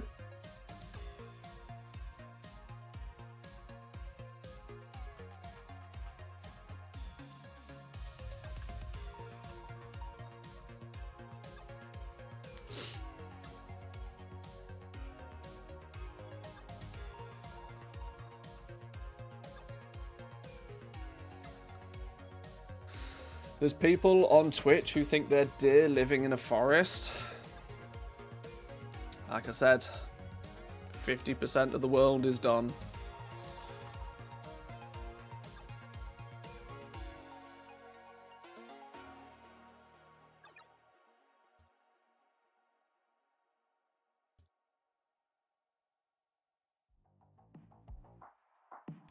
Right, we're nearly there with Project Pet. I've got 4 or 5 realms now. 4 or 5 realms that have got far less on them, so it's much quicker to do. What are my best selling pets at the moment? Without a doubt, the Protoform Synthesis pets are the biggest sellers right now. In terms of both volume of sales and turnover, the Protoform Synthesis pets are just popping. But the trick with those is that you need to be buying them at the best price to actually make a profit off the flips. They're not, I'm not buying them for 1,000 gold and selling them for 10,000 gold. I'm buying them for like 20k and I'm selling them for 25 sort of thing. They're the most frequent sellers.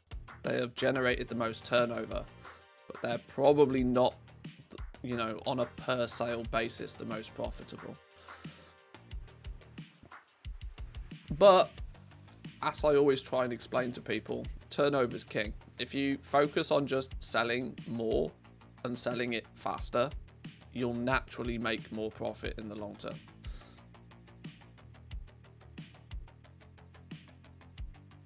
I would take less profit for a faster sale every single day of the week, because then that would get me my gold back to do it again. How much am I still in the hole? About 5 mil. I think we've spent about, like, rough numbers. I think I've spent close to a gold cap on pets in the last 6 weeks. Yeah, I've sold about 4 to 5 million gold worth of pets. I've not looked at the numbers for a couple of days. So yeah, we're still in the hole, but I'm not bothered about that.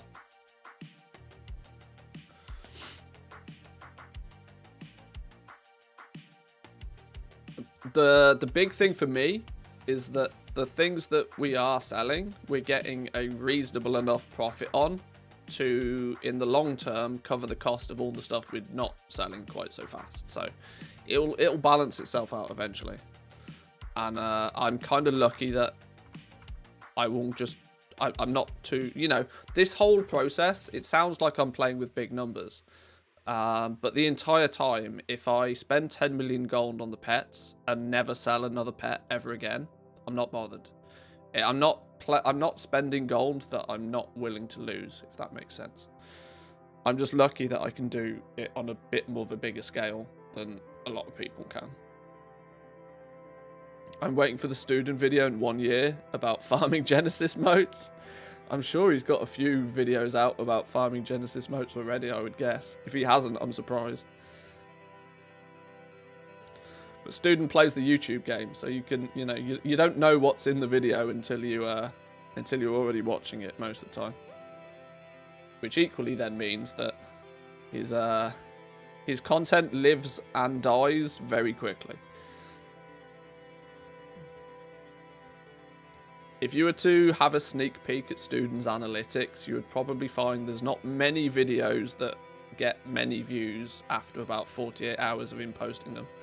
There are a couple that will sit in the algorithm a little bit longer, but he plays the YouTube game very well.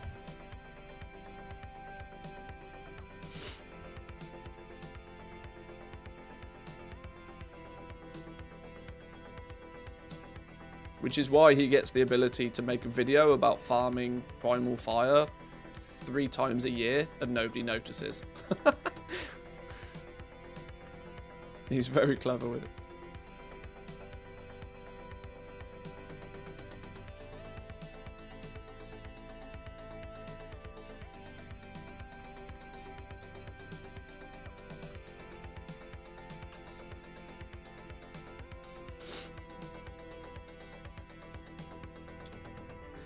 Kind of what annoys me about LTT as well. They make really useful videos about some cool software. A month later, I want to use that software, so I go to find the video, but just straight up cannot find it anymore.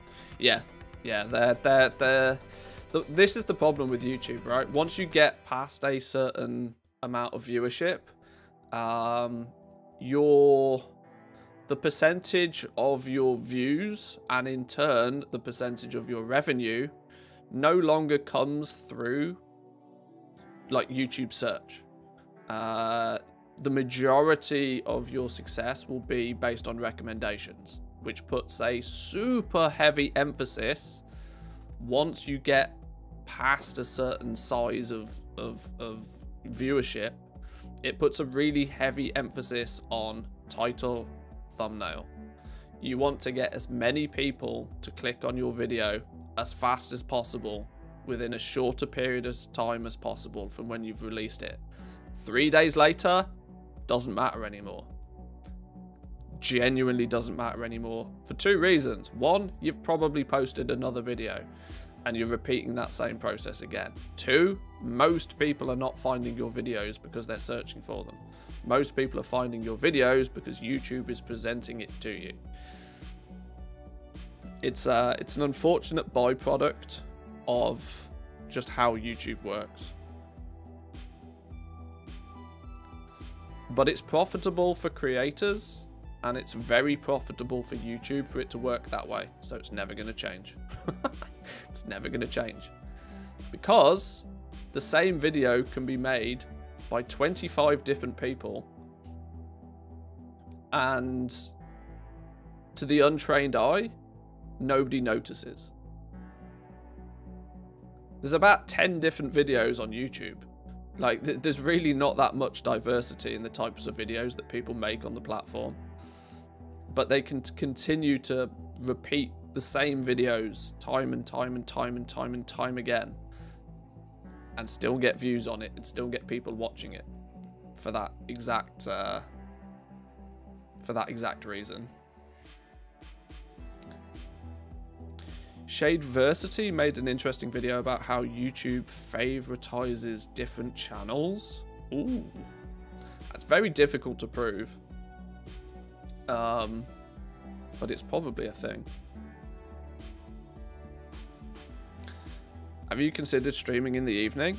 It's not about considering it. It's more of a fact that like I said, for me personally, streaming is very much of a hobby.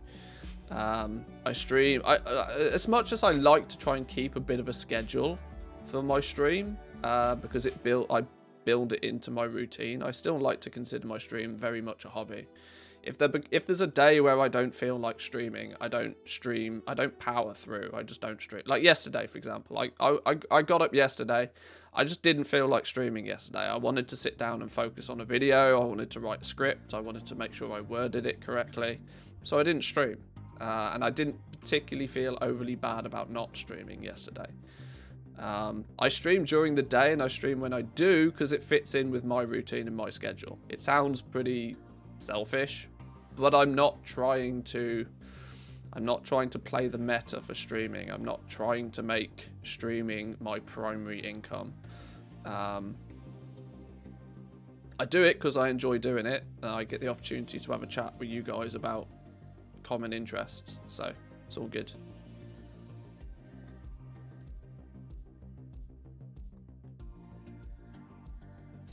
I've not seen this Shade Versity. Do I need to check this fella out? Graham has no difference between most of his videos. Every video is like housing market won't crash. Timing the markets beats timing the market. Invest in S&P 500. Yeah, you know, most channels are based upon having 5 or 10 different types of videos and then just repeating those videos on loop every 30 days.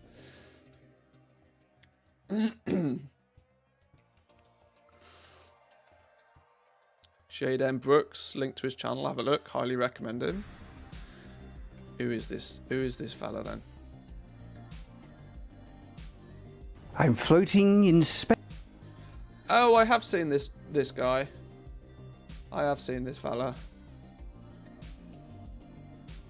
I've seen some videos from this guy previously.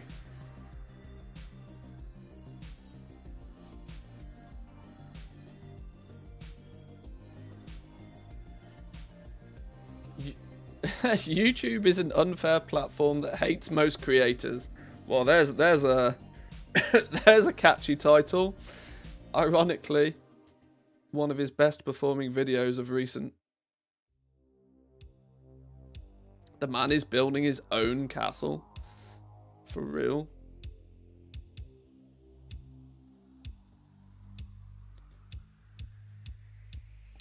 If his videos weren't 45 minutes long, I might watch a couple, but we'll see if I have time. But that's quite cool. I'll check out some of his stuff.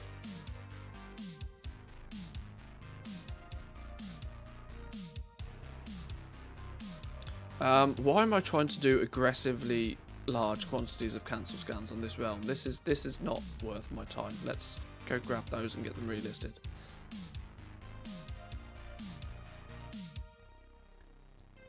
Yeah, the irony of irony for me is that I'm very fortunate that I'm quite good at just pressing record on a camera and talking about something for an extended period of time without feeling the need to like heavily, you know, chop bits out and stuff.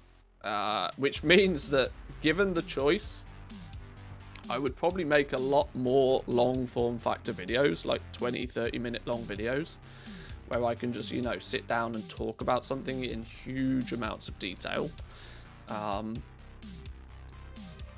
problem is, though, I also know that when presented with a video of that sort of length, I'm like, ugh, I might watch that, but I really don't have time. Which is why I tend not to do it. Even the last couple of videos on the, like our inscription video, that's 25 minutes long. The leatherworking video is 23 minutes long. In my mind, those videos are already too long. I would prefer to keep my videos under 15 minutes at all times, if possible. Our first look on the profession specs was a 33-minute long video. I'm not particularly a big fan of making extended... Oh my lord, my Dragonflight profession preview video was 40 minutes long. The real reason the auction house is 30... That's a 30-minute long video.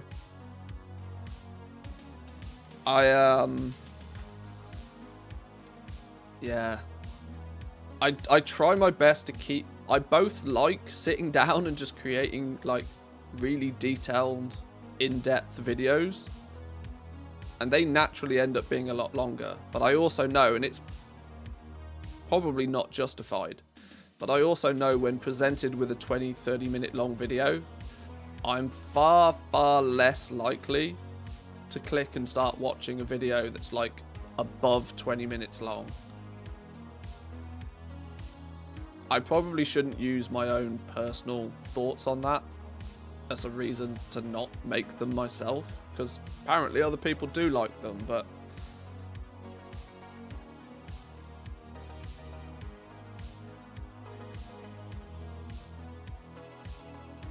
yeah, I don't know. I think there's a sweet spot in there somewhere at around sort of 14-15 minutes.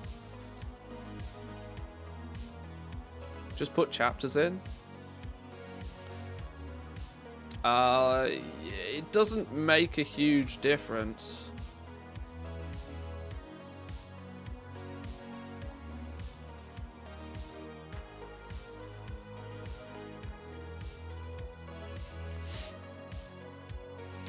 I feel like with a little practice, I could be great at making informative videos, teaching people how to do stuff, but those types of videos usually aren't very popular, so I never really put time into doing it.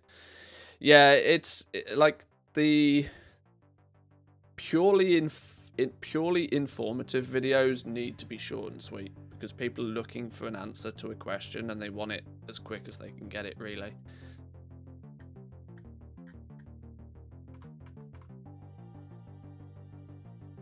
What's your prediction for the new alpha build today?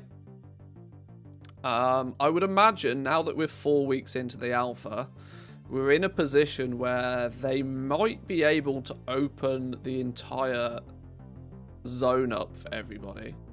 It's been one zone a week so far on the alpha.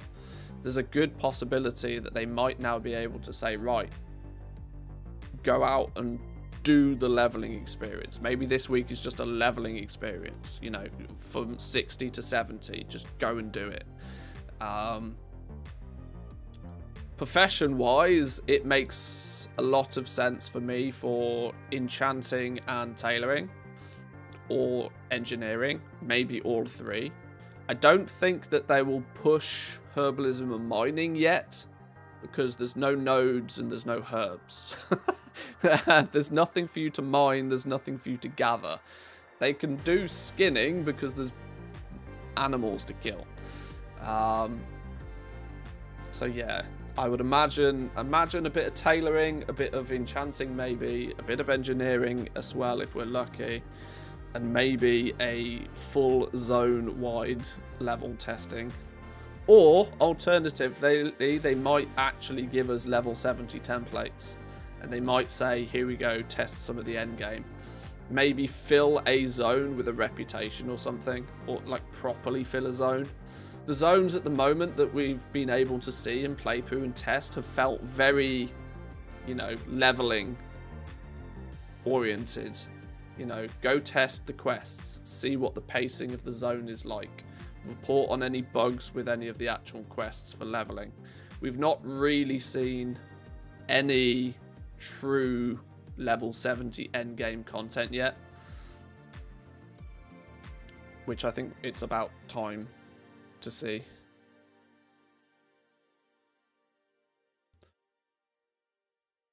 But who knows? Who knows?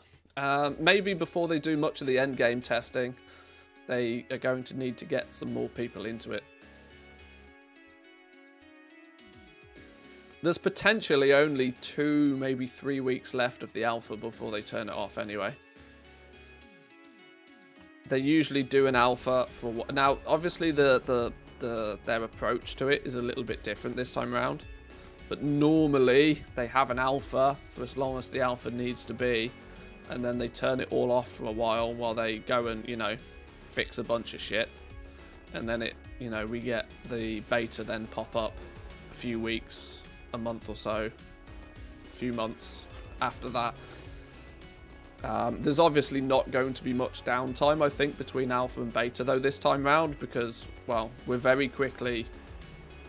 My mind my mind says that if they want to release this game this year, it needs to come out at the end of November. Now, for them to do that, there's obviously, for an end of November launch, theoretically, for an end of November launch, there needs to be a pre-patch midway through November. It means we need to have a release date a couple of weeks prior to that. Very quickly, you start to realize that, shit, there's really not that much time left. I know it's only just like April, right? August. We've still got the rest of August, September, October, and then we're in November. So there's realistically only 3 months, I feel, left of actual like proper development time, which arguably means that they'll finish the alpha phase. There might only be a week or two before they then start pushing out the beta. And then letting more people in, letting people stress test it, letting people copy over their retail characters, you know, doing all of this sort of stuff to finalize everything.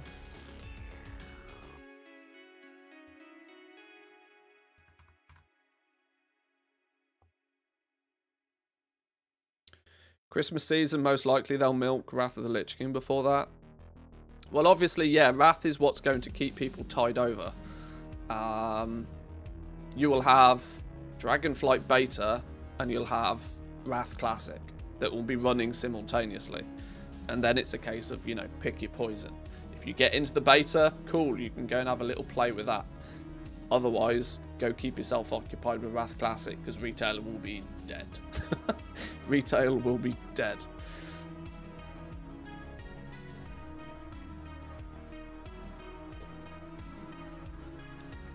I do kind of really hope that they don't push the launch of Dragonflight too close to Christmas. That never really pleases anybody.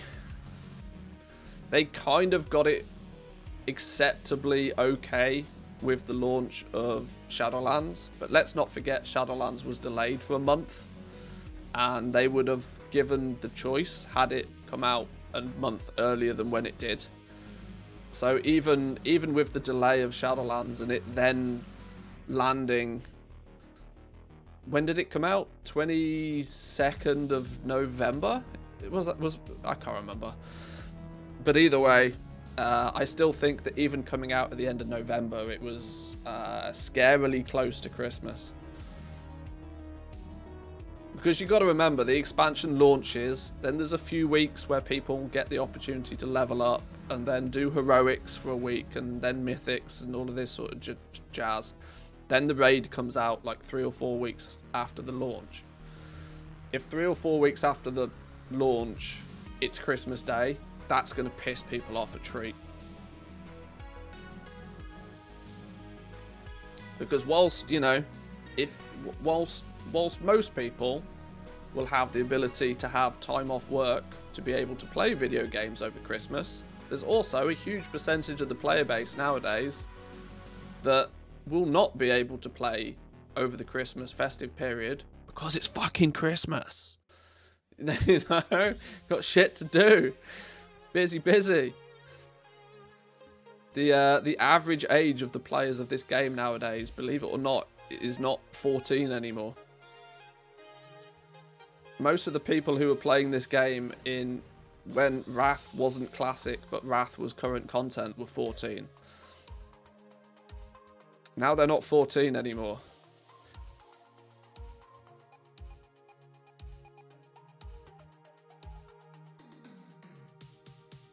I liked Wrath, but I'm not going to ruin the good memories playing it a second time. I've got a lot of nostalgia from Wrath, and yeah, we'll see. I don't think that I will play Wrath. I probably won't play Wrath, for the reason being is that I will probably be elbow deep in beta. Dragonflight Beta will probably keep me very occupied, I would guess. The same thing happened for me with Shadowlands Beta. The second I got Shadowlands Beta was basically the last day I ever logged on to retail. And that kept me quite busy for the run-up. I think I got my Shadowlands beta access, I want to say very end of July, maybe early August.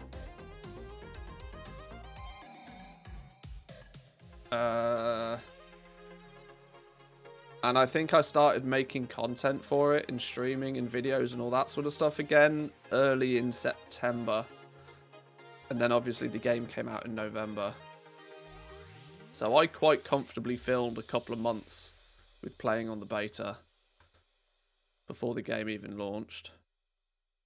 Which, when you look at it that way, goes to show that if they do want to launch Dragonflight this year, they got to get cracking. They got to get going. They got to get going because, you know, if you look at it 2 years ago compared to Shadowlands, which launched at the end of November, people already had, the beta was already out at this point, 2 years ago. Week of the 5th of December for release, with the raid releasing 10th of January. Maybe.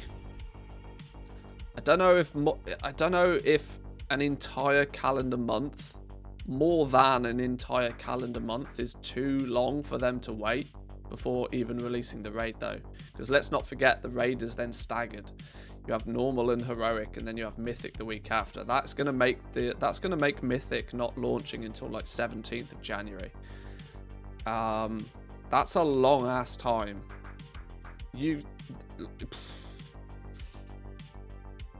I'm not sure about that, if I'm honest.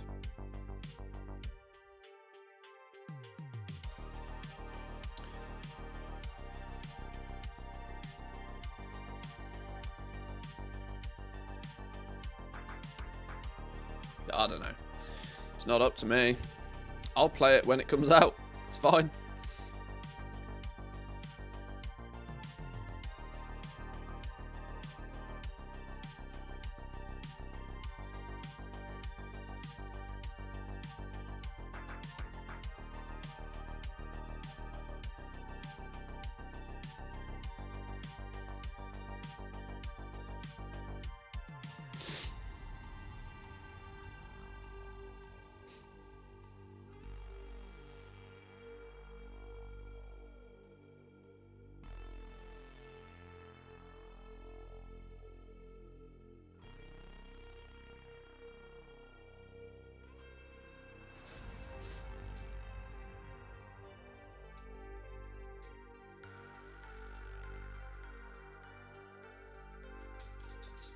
Come on, game. What are you doing, dog? Making all the scratches. Making my house fluffy.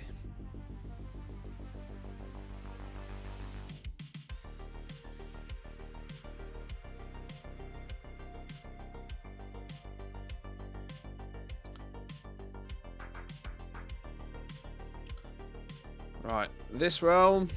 One Spanish realm to check after this, and I can run some numbers on Project Pet, and we can maybe jump over to the alpha for a bit after that.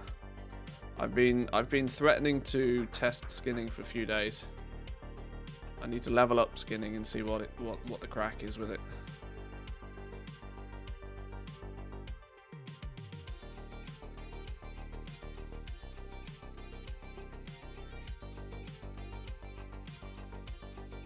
One more realm. One more.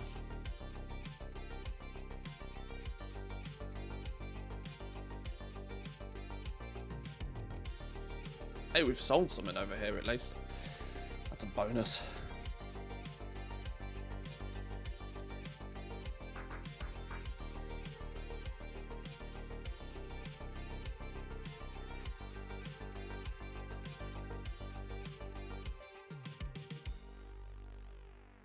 Ooh, one thing I wanted to check is that, has anybody noticed any sort of stuttering or frame dropping or anything of that nature today? We were having some real issues with the stream for a few days last week, but I think I might have fixed it all now. I think it was because I had I think it was because I had, what do you call it? NVIDIA instant replay or whatever it was running. I can press a button here and it turns instant replay on, or I can turn instant replay off. I think having instant replay on was screwing up my encoding for OBS.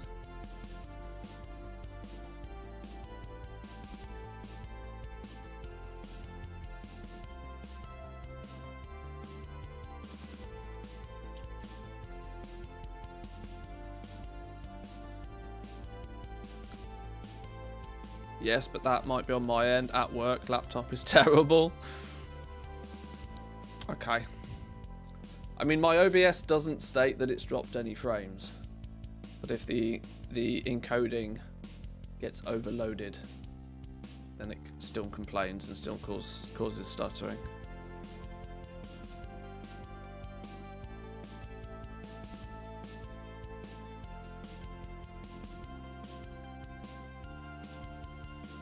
Oh my lord, way too much to cancel over here. Way too much. We'll hit the throttle and then we won't bother going much further.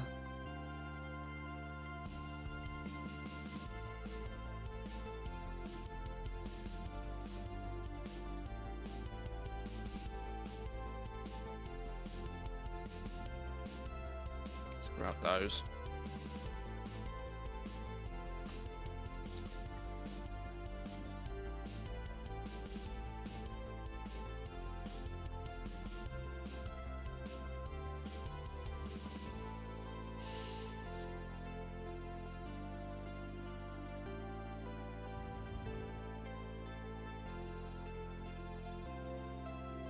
Tell you what, I'm about ready to sack off this realm, you know. We've only sold 40k worth of pets on this realm in like a month. Apologies to any of my Spanish friends, but your servers are shit.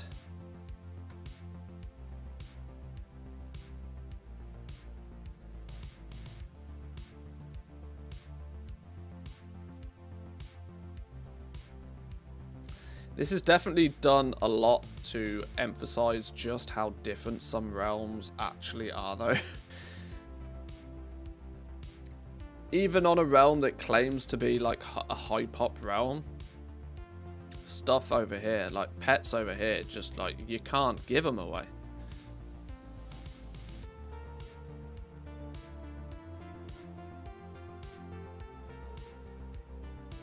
Good reliable farm that's not herbalism and mining. There isn't one. Those two things are mutually exclusive. Your reliability comes from something that sells quickly and easily and consistently, which is herbalism and mining. Materials sell. Anything else you look to farm up is not then going to be reliable. You can farm transmog, you can farm old toys, you can farm old pets, you can farm old recipes. There's lots of things you can farm, but none of them are going to be reliable. Not as reliable as you'll get from herbalism and mining. Pog Essence right now is the shout. Progenitor Essentia, get into Zereth Mortis, get flying around Zereth Mortis. You'll have a whale of a time. 30k an hour probably right now. I would imagine might not be too difficult. Your Progenitor Essentia in most big servers is back up to like 3, 4, 5,000 gold a piece, because people are buying it to recraft all of those legendaries for season 4, and there's not really all that many people out there farming it. So there's a small window of opportunity to grab a few Pog Essences, get them sold. Now it might not be very repeatable, but if you just need like 40-50,000 gold relatively quickly, you could do that quite easily in the next couple of days.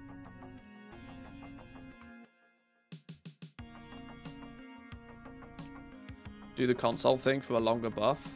Do you have to? I mean, you don't have to, but it will help. I think you already know the answer to that one.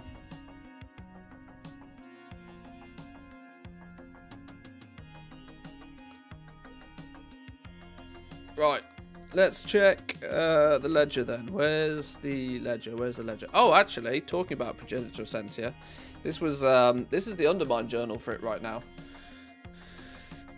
Progenitor Essentia, there's 30,000 of the stuff across the EU, which is good for like what, 15,000 legendaries, which is there's still plenty, you know, from a supply aspect, there's plenty of it. But on some of the bigger servers right now, you can see here, this is the region price. If we just go like in the last 6 weeks or something, the supply of it has steadily been decreasing as less and less people are pissing about in Zereth Mortis farming it. The average price of the stuff came down to like 1,200 gold a piece. In the last week, since Season 4 being made available, obviously, very quickly, people cleaned out their guild banks and reagent banks, their bags, all of that sort of stuff, listed what they had available, so the quantity of it went up quite quickly. But that also, at the very same time, got bought out and turned into legendaries. So the supply of it is not incredible right now. But as you can see, the average price of Progenitor Essentia is creeping upwards. As you know, keeping in track with the demand for it. There's more demand all of a sudden. So your farming potential for Progenitor Essentia is quite good at the moment. I picked up about 200 Progenitor Essentia for only 500 gold a piece. Pretty happy about that now. Yeah, you could nearly be 10xing your return on that if you wanted to. That's pretty crazy. Right, let's battle pets. Let's take a look since we started Project Pet June 22nd. And it's now August 9th. Have I hit 10 million in spend yet? What do we think? 8.9 million. 8.9 million gold I've spent on pets so far.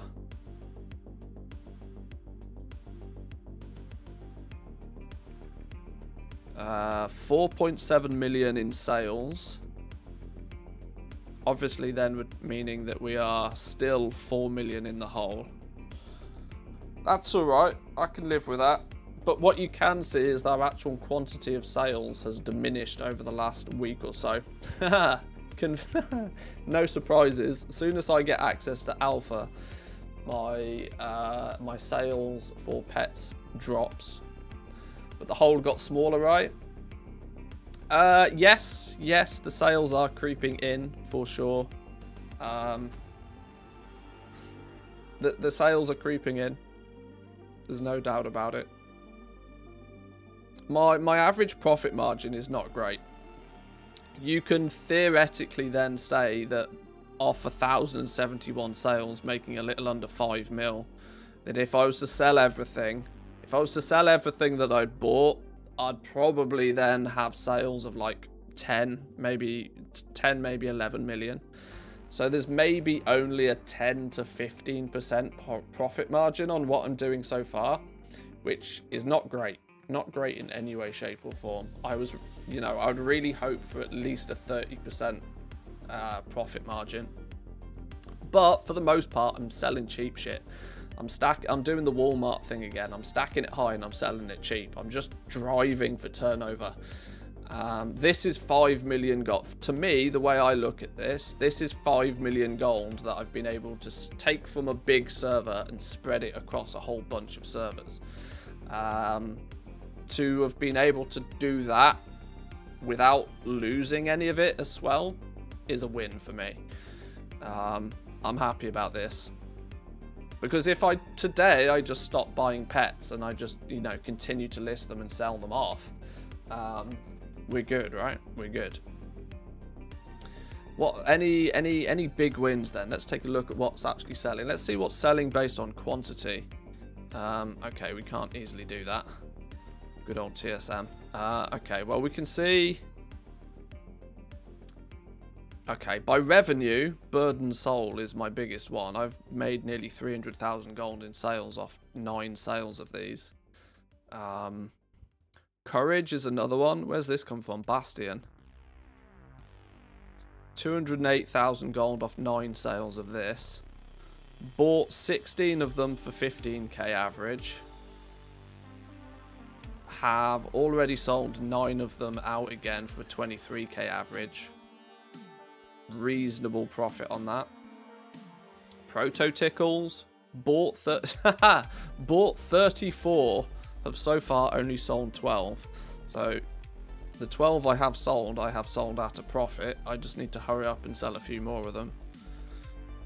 Archetype of Motion, another Protoform Synthesis pet. Sold 20, bought 20 of these bad boys for less than 10k a piece. Sold out 13 of them at a little over 13k a piece. So yeah, where we're selling stuff, we're making money on it. These bumblebees actually are doing really well. Bought 17 bumblebees for an average of like 7k a piece. Selling them on average for like, I'm doubling my money on bumblebees. I'll take that for sure.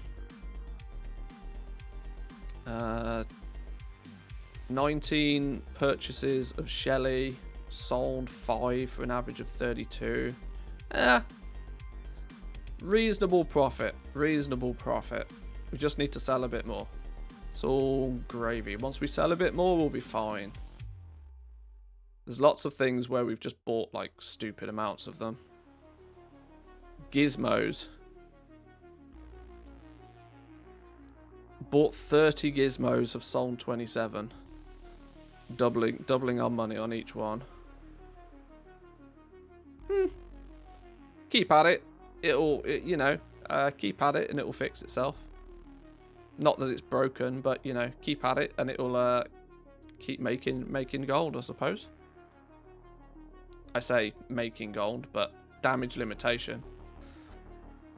I've spent nearly 9 million gold. I could be 9 million gold in the hole, but I'm not, so... I think the lattices from Zereth Mortis will become crazy expensive in the future. I'm keeping all of them. Lattices are going to be one that's going to hit the regional commodity market. So the day that that does happen might be a good day to hoover up a bunch of them. I'm thinking it might not be a bad idea to plan a little investment list for people. A little investment list. Things to keep your eyes on for when the auction house merger happens. Lattices are definitely quite high on that list for me. There's a few other little things like abyssal fragments. They're a commodity, right?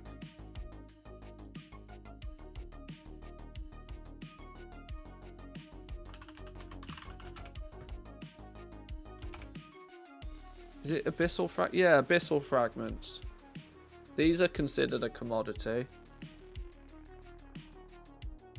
These are something that you need 20 of them to make a mount. When these go region wide, hoovering up all of the cheap ones of these nice and quickly is not a terrible idea. Now, if you're somebody that's got lots of gold on lots of servers, you can run around and collect a bunch of this shit like ahead of time. These have been steady sellers for people throughout the expansion. I've got 83 of these things that I should probably sell, you know. I should probably take my own advice. I should probably be selling those on the auction house, to be honest. Because you'll sell 20 in a go. Somebody will want the Nazjatar Blood Serpent, and they'll just buy 20 of them in one go.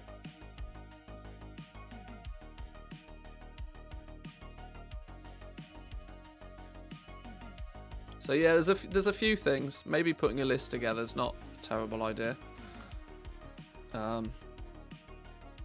which if we get, I mean, now that 927's release candidate, it's due to come out like literally any day.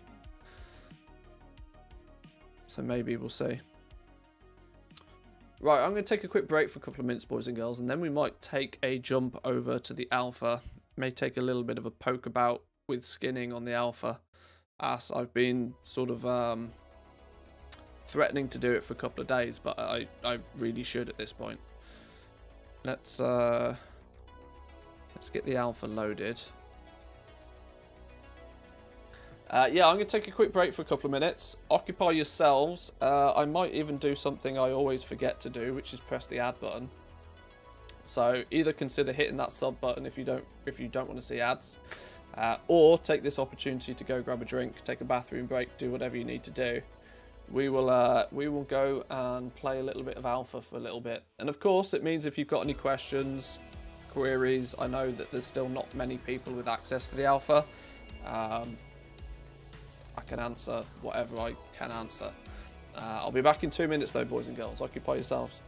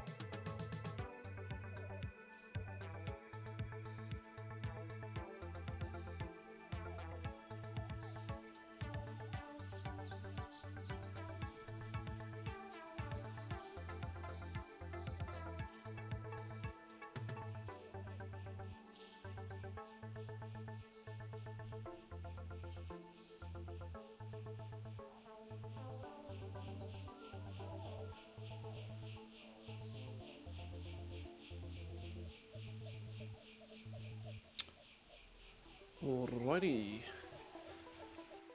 Let's get ourselves logged in.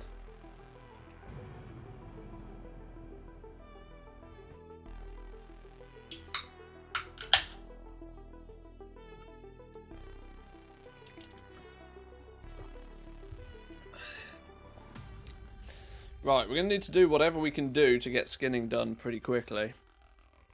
I would imagine, I mean, we don't have much with only having access to one zone, we don't really have what I'd consider choice.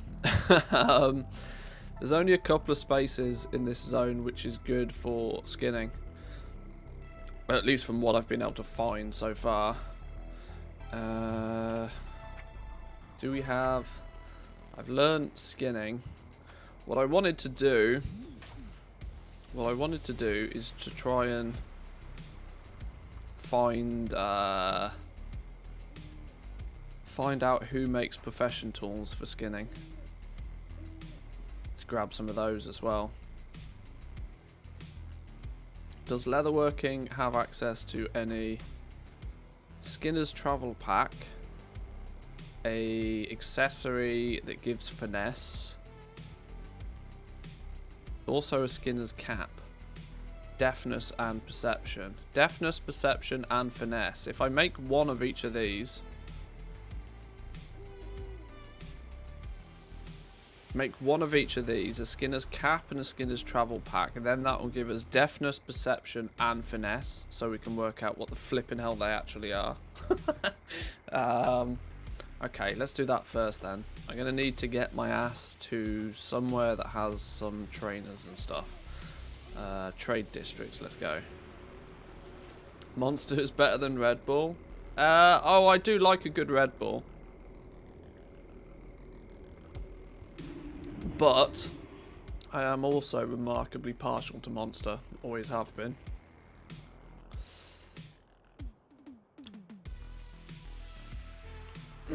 The Mango Monster one, way too good. Yes, I agree. The Mango Loco one is probably my favourite. Roommate lives on Monster. Crazy unhealthy though. Oh yeah, it is. Like I try not to drink too many of them because yeah, they're terrible. We need to do some... What do we need to do to get these crafted items? What do we need for these? Lustrous scales, resilient leather. This is where we can go track recipe and track recipe. So I need whatever those materials are. Special? You. I need pristine horn. A pristine horn. I need windsong plumage. Some of you. Some lustrous scales. Some of you. And some resilient leather. Some of you. Yoink. Right, now we should be able to make one of those and one of those.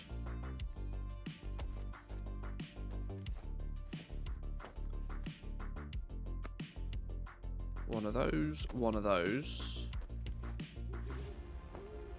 Main Worgen for that extra skinning speed. Min-maxy stuff I tend not to like testing straight away. I like to see what it is, as you know, what the baseline option is before we test the min-maxy stuff. But yeah, you are right. Right, put one of those on. In she goes. Oh, that's considered an accessory. Can we wear 2 Skinner's caps? Oh no, because these are both considered the accessories. We need a profession tool. Right, well either way, we've got 50 finesse, 25 deftness, and 25 perception. Does that give us any indication to what the flipping hell they actually do?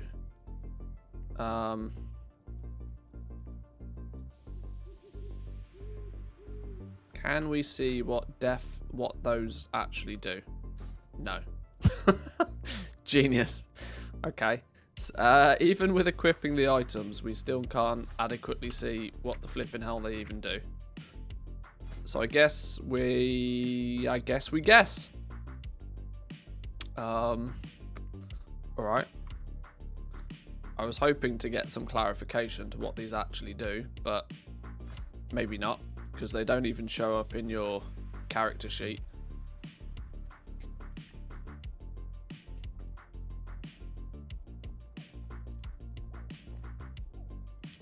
Okay. Because nothing that you actually make here requires any stats or anything interesting. Maybe we need to go skin a few things and find out through specs, maybe. Alright. Now, there's the potential. There's the potential that by leveling up leatherworking, we can have access to some more of this stuff. Leatherworking, accessory, herbalism, engineering, jewel crafting, blacksmithing, out skinners. See, there's a better skinner's cap here that we can learn and level into.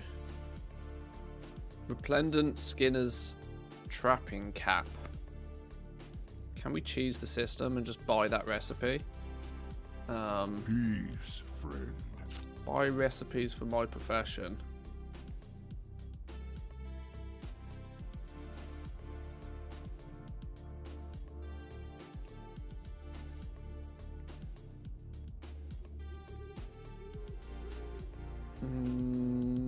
Cannot see the pattern. Hang on. We're getting there. Leatherworking, jewel crafters, herbalism. Skinner's tanning rack. We'll have one of those. And one of these, I reckon. Both of these require Dragon Isles leatherworking 50. That's annoying. Go in peace. I cannot use that. What? Oh yeah, because I don't have the profession skill yet. Nice rack. Cheers, man. Appreciate it.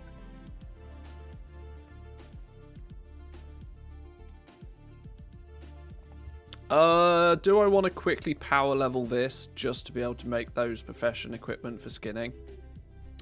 If we're going to test, we should probably test, shouldn't we? Where's my little cheat sheet on how we level leatherworking super fast? Leatherworking super fast. Resilient tunic leather pieces. And then drums all the way. Oh yeah, leatherworking was boring easy. I remember now.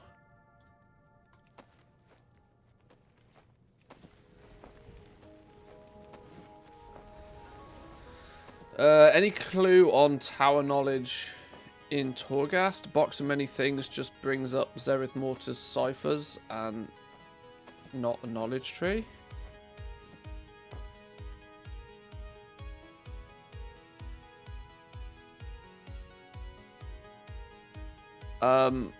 I don't even really understand the question, if I'm honest.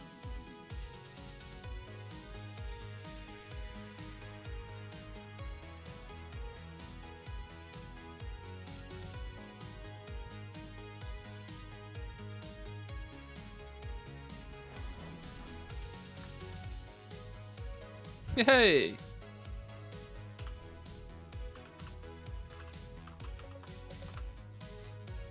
Hail.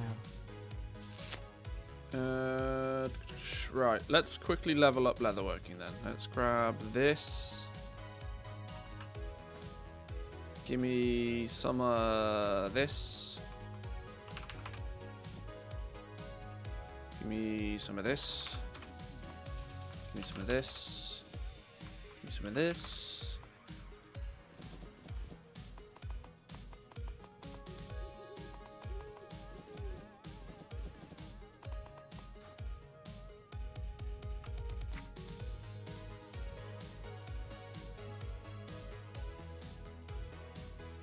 TTS is awesome. Oh, the in-game text-to-speak.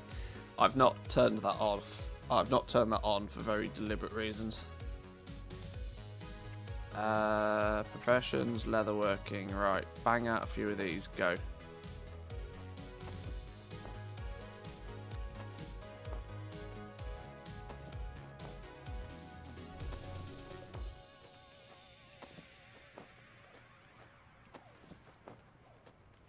Wow, resilient leather tunics, we can go all the way to 20 with.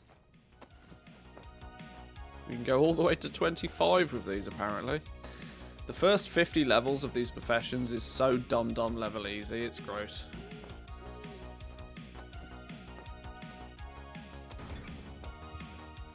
Boom. Specs. From 20 to 25 we make drums. I need to learn drums. I've been expecting you. I wonder if we can make drums on the alpha yet. Drums were bust the other day. Ancestors watch over Can you. we make drums yet? And by make them, I mean, can we actually make them?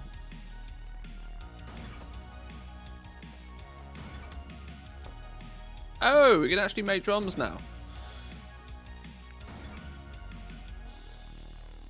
What do you think about the current casting time for Inscription? I gave some feedback on the official forums about Inscription. Inscription's just way too slow. The whole profession's way too slow. It requires far too many herbs to make a single ink. It takes far too long to do all of it. Especially considering there's no mass mill. It's just, the entire thing's far too slow.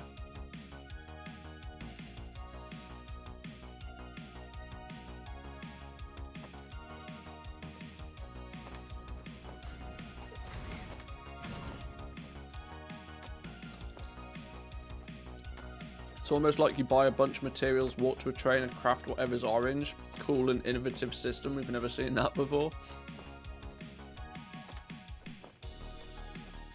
So yeah, whilst they are overhauling the professions, they've not tried to reinvent the wheel.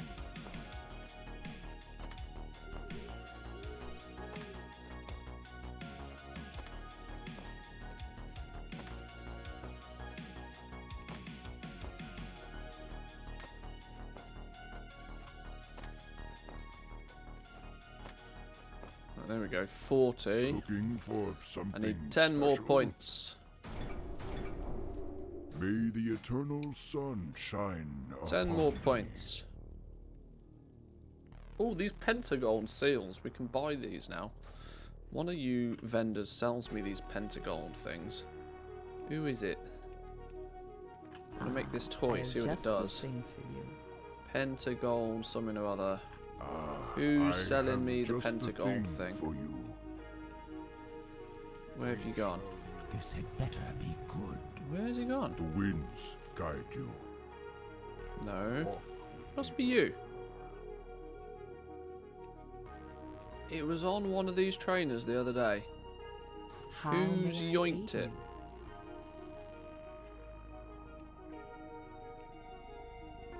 Oh, what? Greetings, traveler. Were we dangerously close to having too much fun and May the they've removed it? eternal sun I think these vendors are different on the Horde, you know. I think they sell different things on the Horde side. Because I am almost certain, almost 100% certain that these pentagon seals were listed for sale on one of the vendors the other day.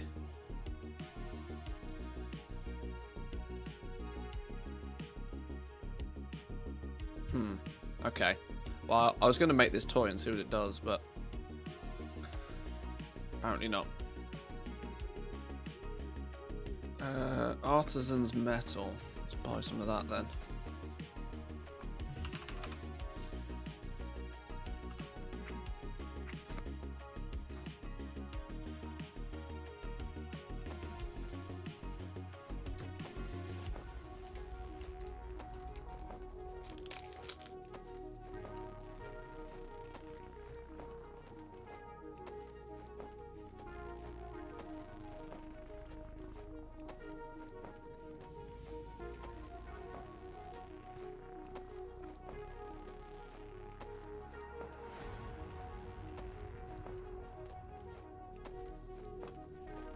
Boom, 50. There we go.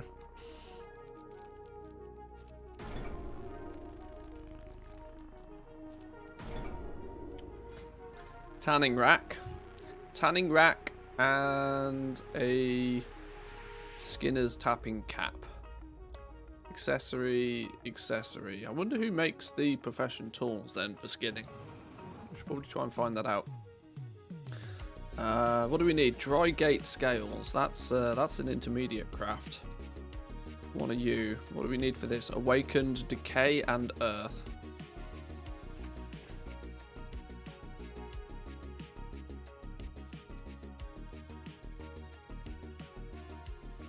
Hang on, let's replenish the superb skinners. You, track you, and track you. So we need, what do we need? Artisan's metals we got, the things we got, the Drygate scales we need. Earthshine scales we need. What do we need for Earthshine scales? Probably a bunch of these essence business. This is.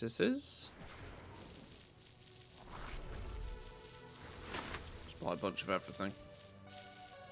Are we good? We look good.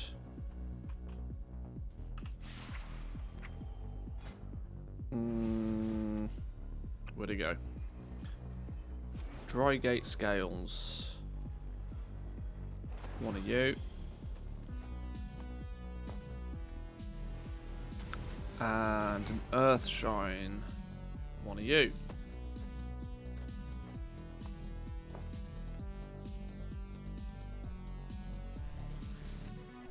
I bought the companion bullshit stuff for 10k anima when I wanted the anima transfer caches. There's no resell options on those.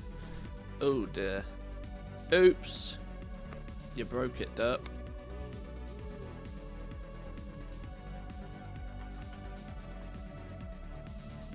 Oh no, where did my window go?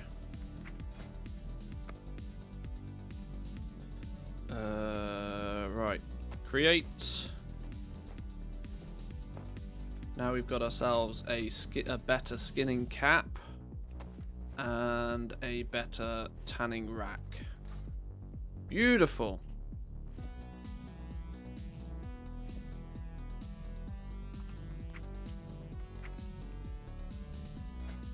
So we went from having 25 deafness, perception, and 50 finesse to 74 finesse and 37 deftness and perception.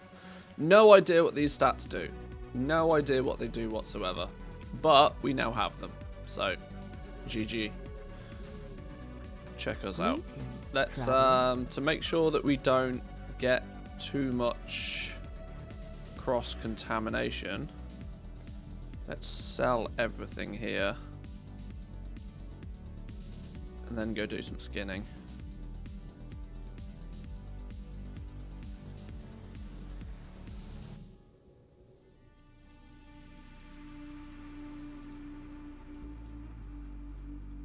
Oh great, the merchant does not want these items. No sell price. Oh, genius. Okay.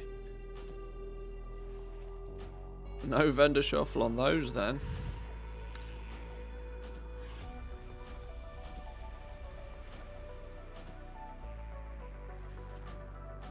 Also now regret my choice making a bunch of them.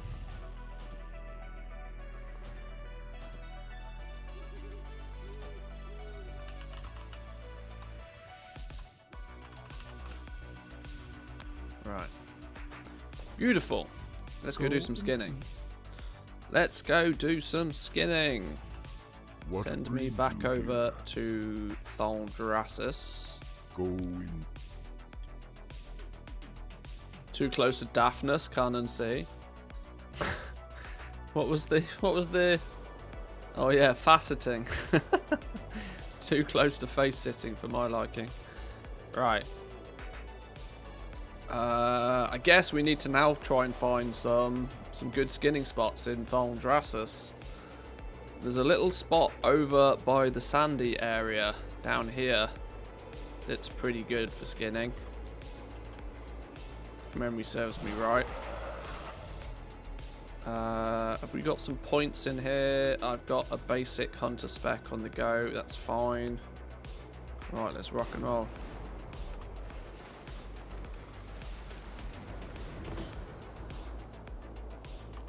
Now, to see if I can remember where we're going.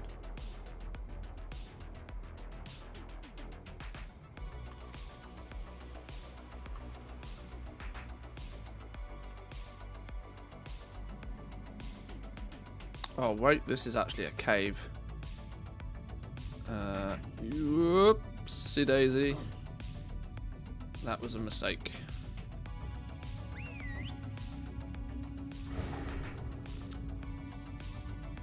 The new bag layout with those 4 locked slots looks amazing. Yeah, can these go away, please? Yeah, can these just not be here?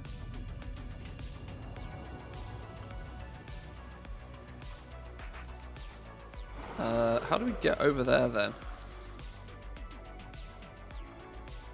I guess this way is not the. I guess this way is not the way. All right.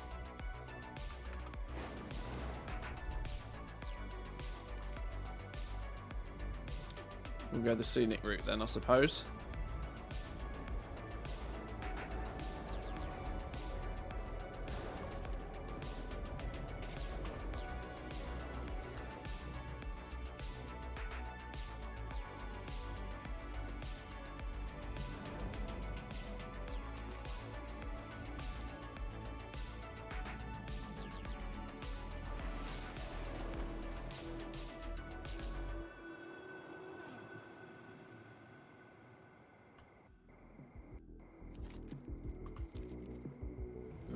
Maybe we'll park ourselves here for a second.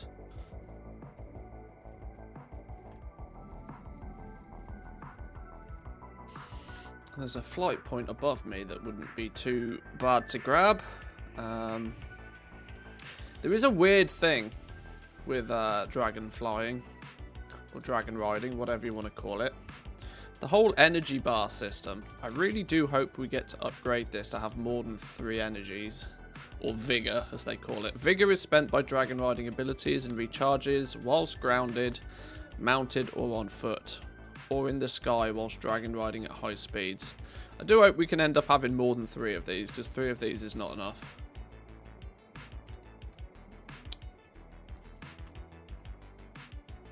You can have up to 6. I mean, it does seem to appear as if there's room for more.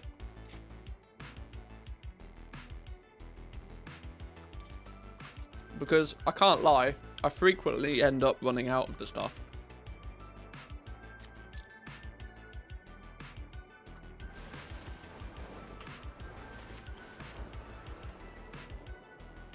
Because it took 2, for example, just to get up this ledge.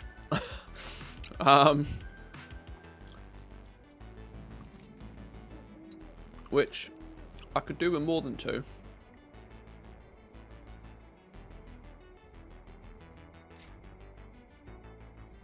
Especially on these zones that are very vertical.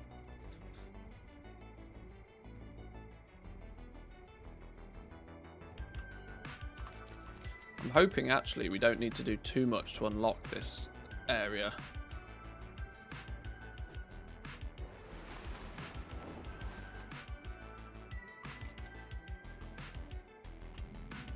Although it does appear we need to run all the way up.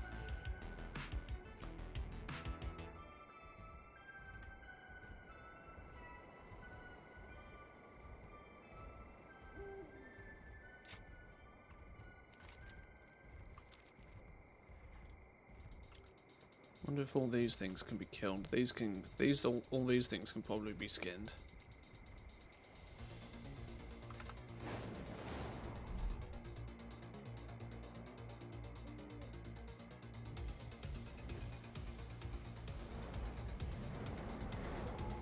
Alright, here we go. This is prime skinning country.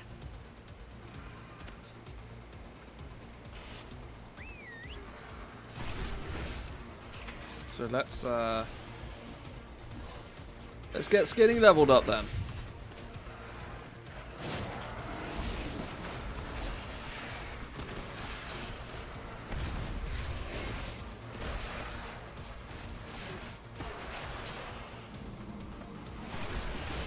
I do not have a target.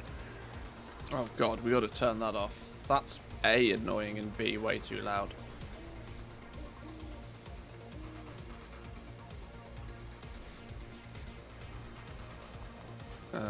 Options, audio, dialogue. See you later.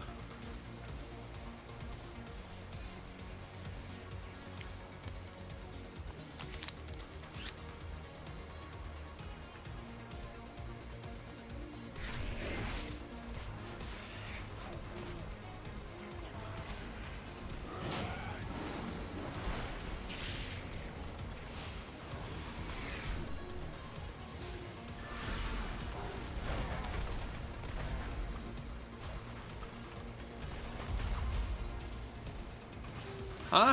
Why is feed pet not work? Why is that now also not changing to... Hang on. Hang on. Something's not quite right here.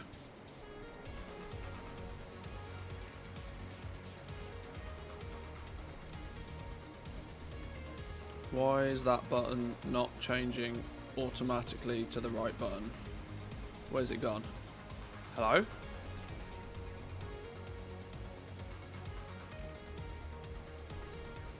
Pet utility.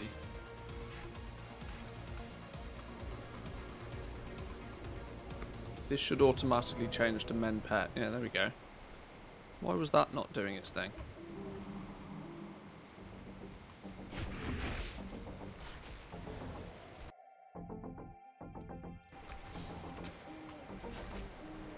Saw's exceptional. Had the ability for not even 5 minutes before I broke it.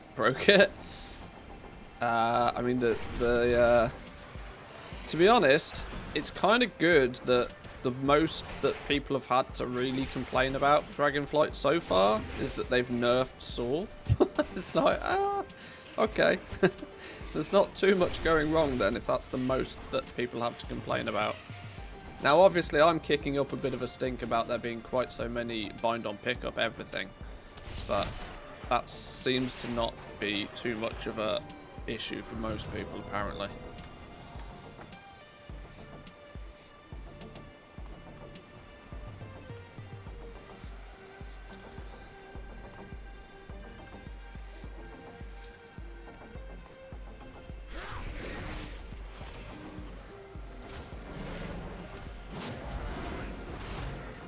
Now, I was kind of hoping before testing skinning that I'd be able to, whoa, not die for starters. I was kind of hoping that, god damn son of a bitch. I was kind of hoping to be able to level up to 70 and kind of get a bit of gear on me and, you know, make it so I can kill things a bit faster. Because right now, my gear is just atrocious.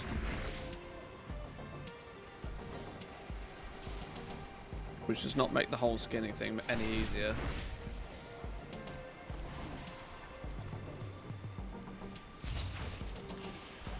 But hunters are bugged, so I got halfway through the questing, was doing a reasonable job of leveling up, and then my hunter died. So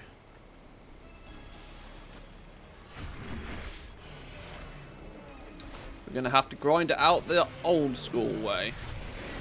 By killing things over and over again until we're leveled up. Oh, our first lustrous scales, look. Our first rare piece of stuff. I say first rare piece of stuff. What I did notice when I tested this a little bit the other day is that the rare stuff isn't really that rare. They worryingly for me seem to be making it significantly more rare to pick up quality 3 stuff, which was kind of the concern I had to begin with, that you can't make the quality matter on materials a lot if you don't also make the quality matter a lot for crafting.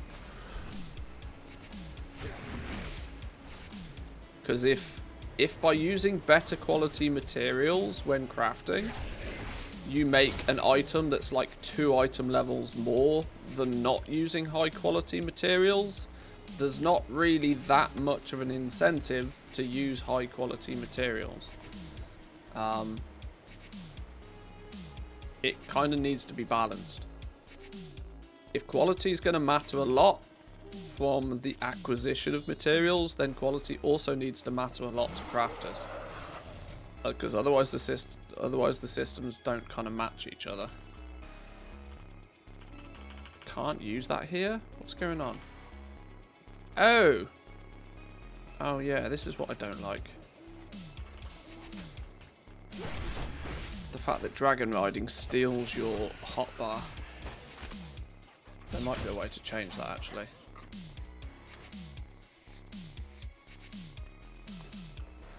to make sure we put these materials as well. There's a splattering of rare materials that can be gathered from killing different things.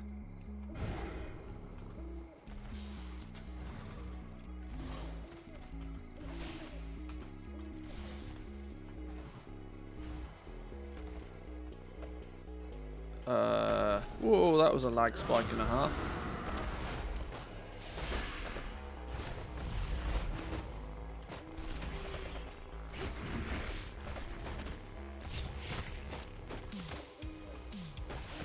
TTS still doesn't read out quest text, because God forbid you try and simulate some immersion. I've had this argument for a long time now. I cannot believe that in a game that has as big of a budget and generates as much money as World of Warcraft does, that they don't find the budget to pay for voice acting for quests. It's outrageous to me. It shows how little they actually care about the questing experience. That you fundamentally have to play this game like a silent movie. It's just madness. Actually madness. If anybody's got the budget to pay for a few voice actors, it's Activision Blizzard. Yet, apparently no. You want the game to weigh 300 gigabytes or what? I don't care. Compress it. It's audio. Doesn't need to be, you know, super high fidelity audio. Compress the shit out of it. It's fine. So, some audio is better than none. Game's already 100+ gig.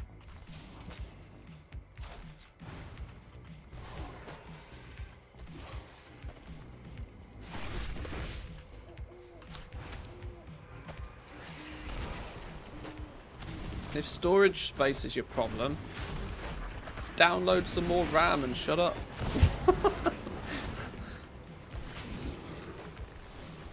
Buy a bigger hard drive. Part and parcel of PC gaming. Look how much money people spend to get 5 more FPS. Storage space should be the least of your concerns.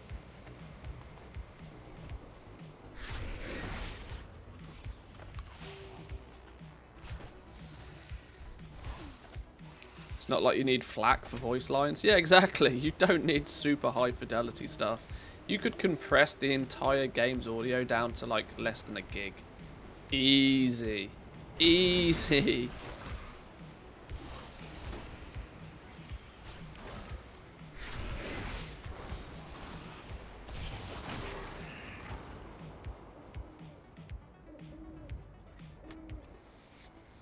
Right, I do need to get rid of these whooshes though.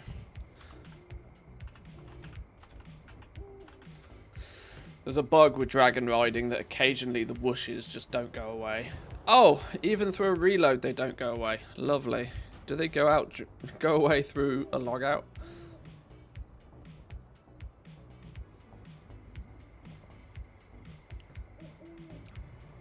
Incoming add-on, paste quest text into a chat channel, make it TTS read it for you. Well, there have been add-ons in the past that have tried to simulate voice acting, but they've been squished by Blizzard. What was that one that was there was one that was getting really popular for a while, a couple of years ago, BFA era, I think, that was like a better questing experience or something, and they'd even gone as far as to start voice acting quests or something, or maybe had some, you know, AI software do it for them. But Blizzard squished it. Blizzard told them they weren't allowed to do it. It was infringing on their copyright or something, apparently. Which I think is madness. Blizzard aren't willing to do it themselves, but heaven forbid somebody try and put the time, effort, and probably cost into doing it for the purpose of an add-on, but no, apparently that was not acceptable.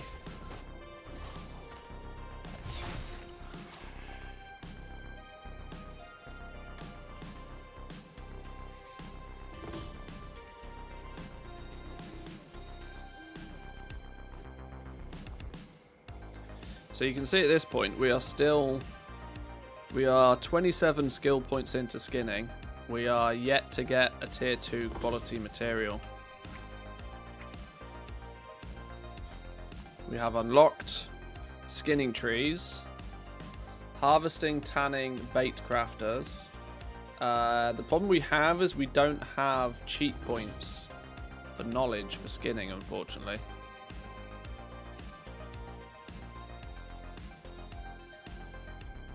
Specialise in gathering raw general materials such as leather, scales and hides from creatures. Specialise in harvesting specialised materials from the creatures such as morsels for fishing lures, meat for cooking and specific materials needed by crafters. And then bait crafting. Specialise in creating bait to lure out elusive creatures based upon where you place it. This bait has a long cooldown, but the elusive creatures tend to have better materials when skinned. We'll unlock all of these pretty quickly anyway. Finesse when skinning. Deafness, sub-spec, finesse. Learn to craft bottled pheromones. Sub-spec, deafness, finesse. Not yet implemented, but the amount of cooldown refunded for your elusive creature bait through skinning is doubled when skinning elites and rare creatures. Oh, so your elusive bait thing is going to be reactive, or the cooldown on it is going to be reactive to skinning. That's interesting. The more things you skin, the quicker the cooldown will be on it.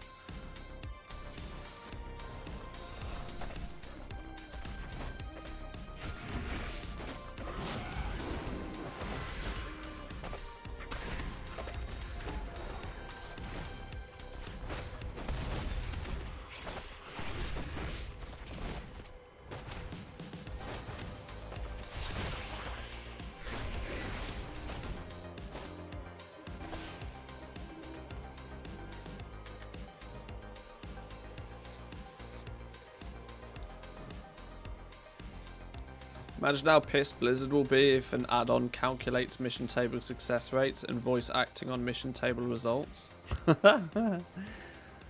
It's weird how what their approach to this sort of stuff is.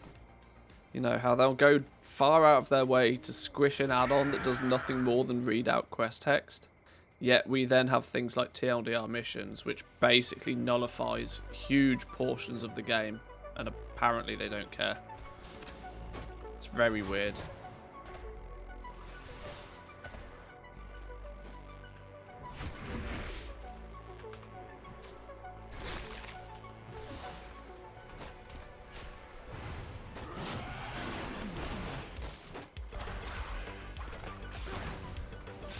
Now, I stupidly, when picking my talents on this character, chose Death Chakram, which unfortunately is still bugged on the alpha, because it still claims that it's a Necrolord ability and that you can't use it outside of Shadowlands, which is a bit of an oopsie. I should have not chosen that one when I picked my spec. But bugs will be bugs, this is an alpha. Maybe I can make it actually so you guys can properly see where the what we're getting.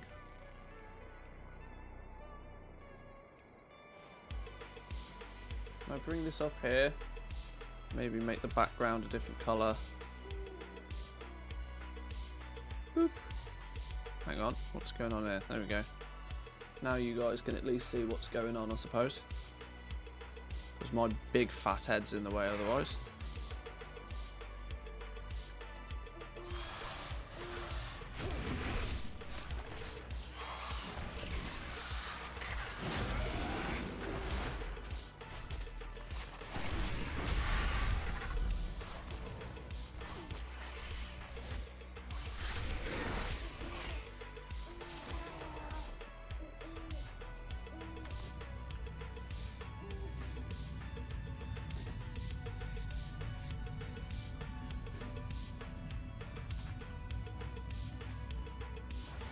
Leveling skinning is really not going to be much of a time-consuming thing. If you happen to be a skinner, it's literally like 100 skins and you're done. By the time you've killed 100 things, you are you're leveled. It might slow down towards the end, but I don't remember. I think I got to like 95 or something previously before I noticed it slowing down at all. This is why I think gathering and, you know, gathering in general should be baseline.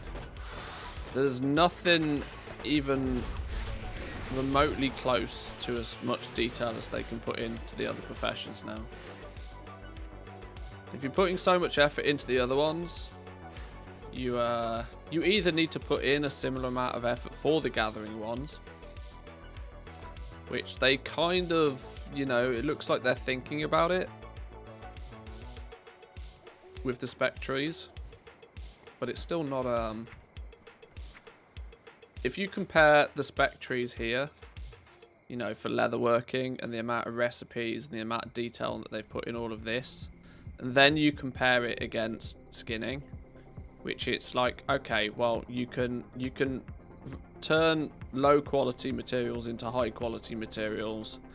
They've slapped on making some fishing lures, which might be cool for 5 minutes, but unless they do something pretty fun with fishing, fishing's still fishing, right?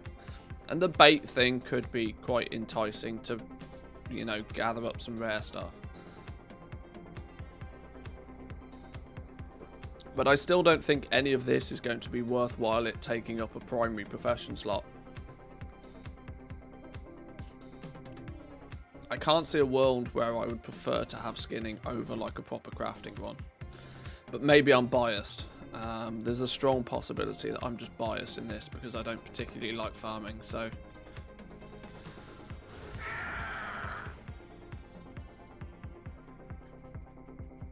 What would be really nice is if the alpha was full of people and I could just run round after somebody. Run round after 20 people and skin all of their stuff for free. Save me having to, Oh no! Oh no, he died. Poor Drac there. Took on one too many mobs.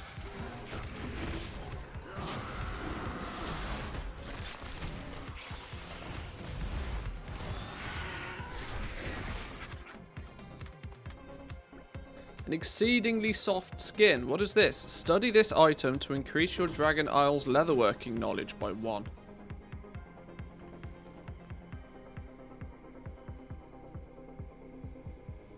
Did I need skinning to get that?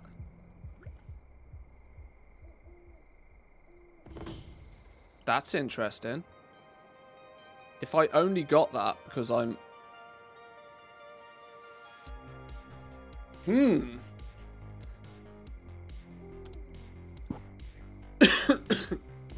That's interesting. That's very interesting. Just after whining about gathering professions? Yeah, all of a sudden I'm going to have a pocket gatherer on every one of my characters. How often does it drop? Well, it's the first time I've ever seen it drop. But it's a thing. I got it, for reference, I got it by looting, not by skinning. It didn't come from the skin from the mob, it came from me looting it.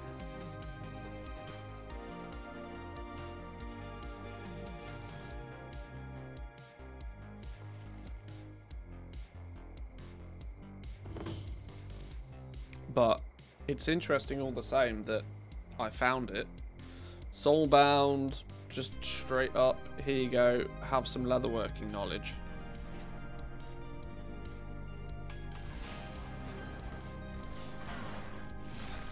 Probably under smart loot conditions, yeah, hopefully.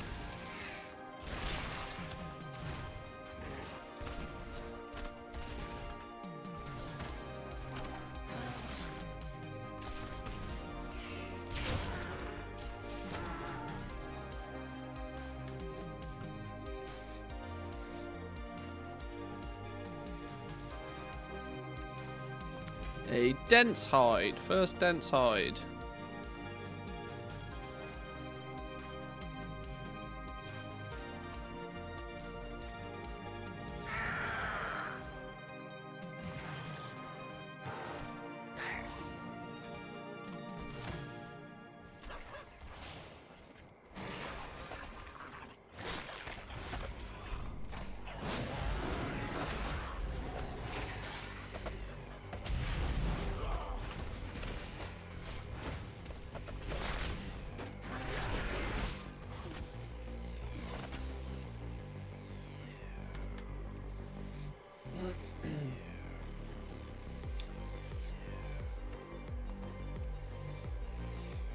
This is kind of the thing, right? You can see that I'm never gaining, at the moment at least, whilst leveling up. I'm never gaining any more than tier 1 mats.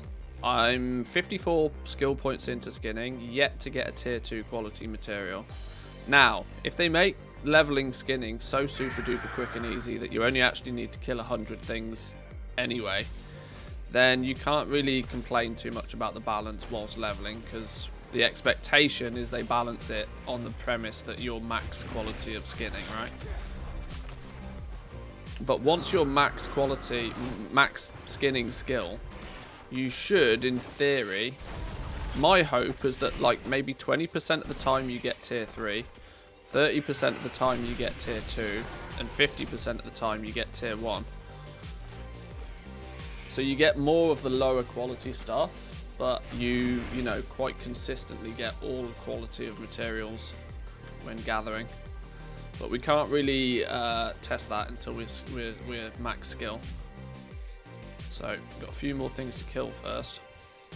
We're getting these bite-sized morsel things a lot more frequently as well now.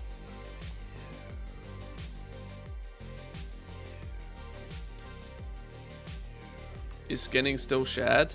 Well, it's hard to tell. The mobs are disappearing instantly for me when I skin them, which would indicate to me that they're not shared.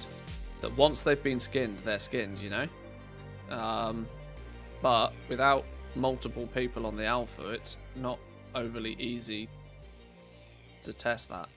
This Drakthir fella over here keeps killing mobs, and I can run up and skin them, but he clearly doesn't have skinning.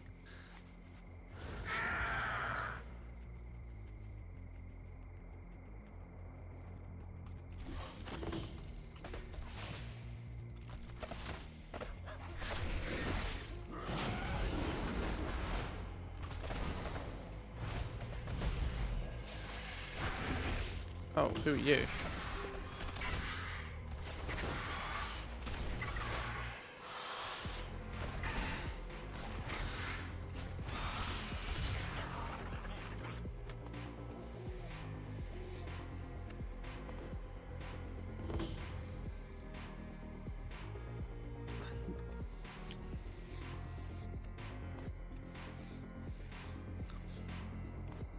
Could test that if I knew how to get to you.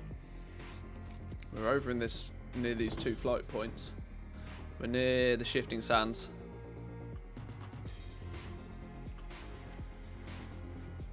There seems to be plenty enough beasts to kill over here for it to be adequate testing zone. If I was geared better as well, this would be really good because I could run through here and chain pull a whole bunch of this. But I'm cautiously only pulling 3 or 4 at a time at the moment because I'm still only level 68. Guardian Druid might have a bit of a blast out here though. Guardian Druid Skinner might have a real fun time. Just ploughing through here, just tagging everything, dragging everything along.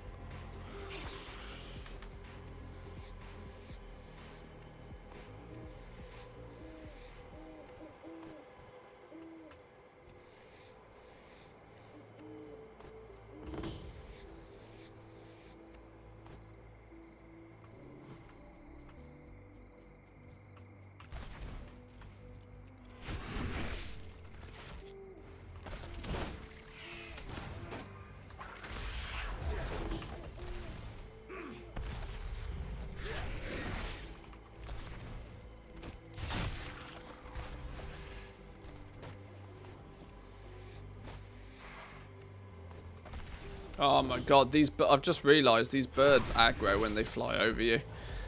It's Zereth Mortis all over again.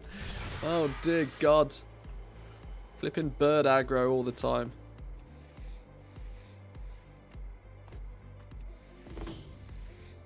Thought we'd seen the back of those things.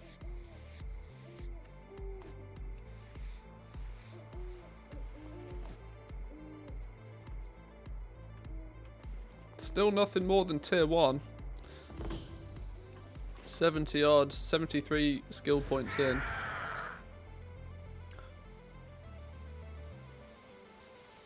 I would imagine though, it makes a lot of sense to me that the initial leveling of a gathering profession is going to mean basically nothing in regards to the balance of it. It should be that, you know, balance is done based upon you being max skill, because you can just grind it out. And if you're subpar, then, well, just grind it some more. How many pets dead? That's probably not great.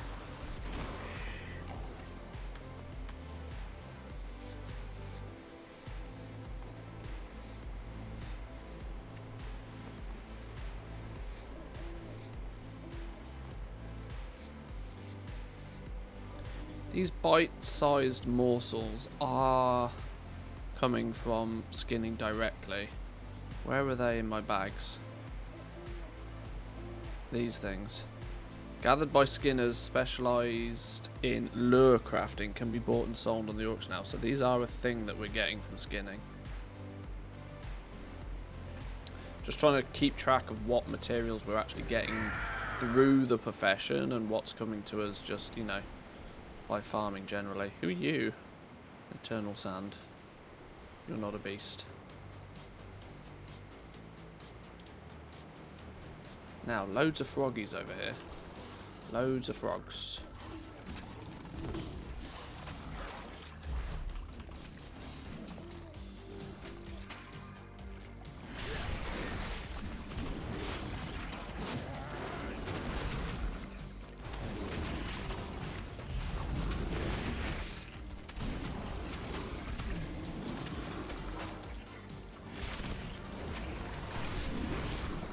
Oh! Drakthir doing Drakthir things.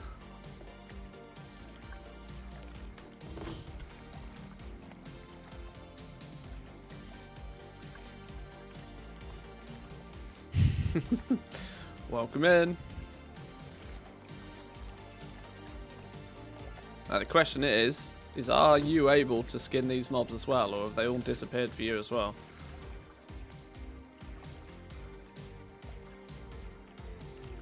Oh, okay, you're skinning things I can't physically see. So it does kind of look like there's a bit of the skinning thing is still a thing. Because the mobs, when I skin them, they instantly disappear. But if they're still visible for you, then shared skinning is a thing. At least at this point.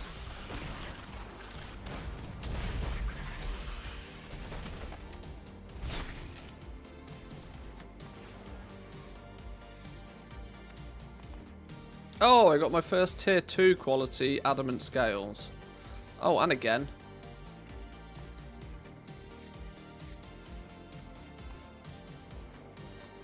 So now we're starting to get tier 2 quality stuff. And we are 85 points in.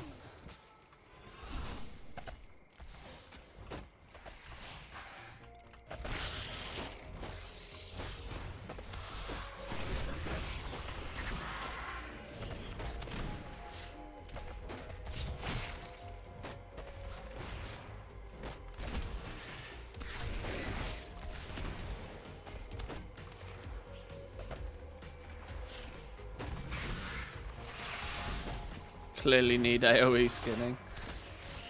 Would be nice. Hey, a pocket healer will do it though. We'll take a pocket healer any day.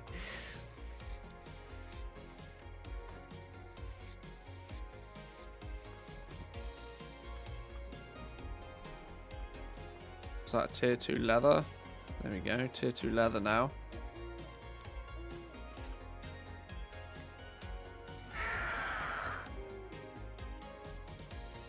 Kill all of these dinosaurs. There's loads of stuff over here to skin. Showcase a little bit more of the zone. Plus we got some NPCs helping us here.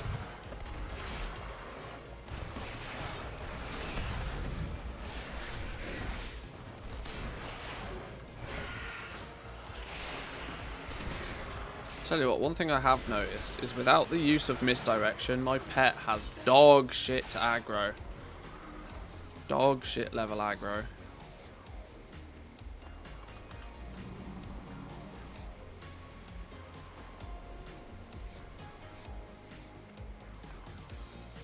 Right, 92. Skinning speed is not slowing down.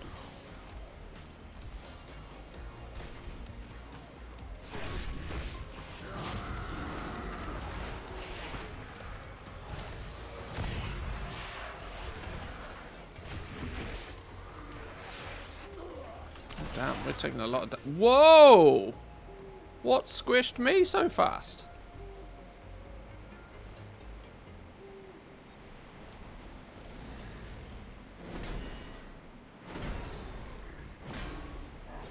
What happened to me? Chain lightning hit me for 15k. Oh my god. Okay.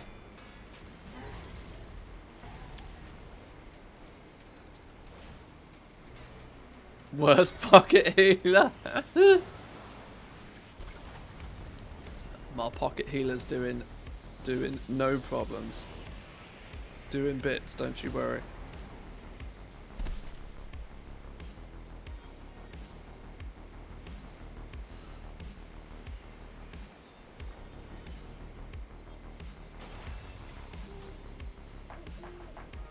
Cheers for the res.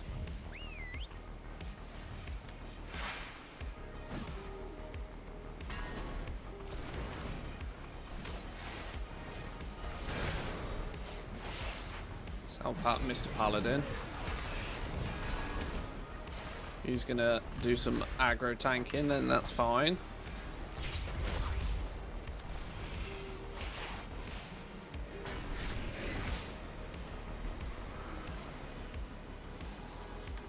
Now let's see if we can skin his mobs after he's looted.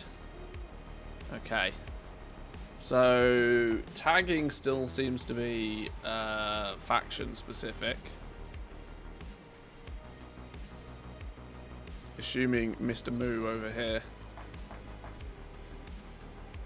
Yeah, Mr. Moo tagged them. So there's still faction specific tagging on skinning. I was just wondering if he looted them and skinned them first, whether then... Okay. Nods, yeah. Okay.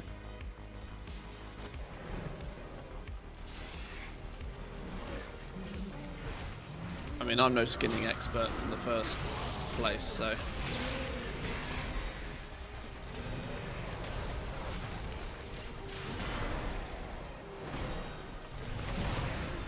Whoa, hello, what's going on here? My pet's dead.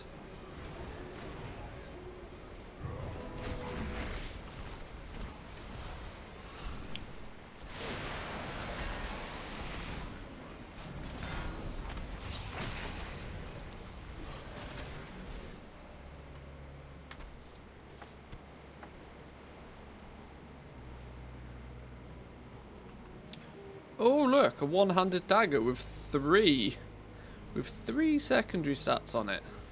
Crit, haste and verse on a single piece of gear.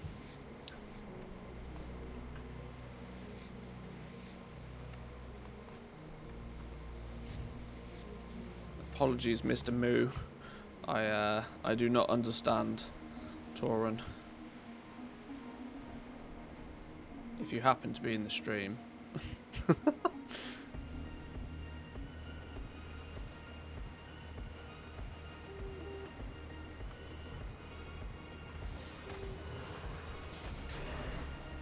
Right, we're up to 98 skinning then.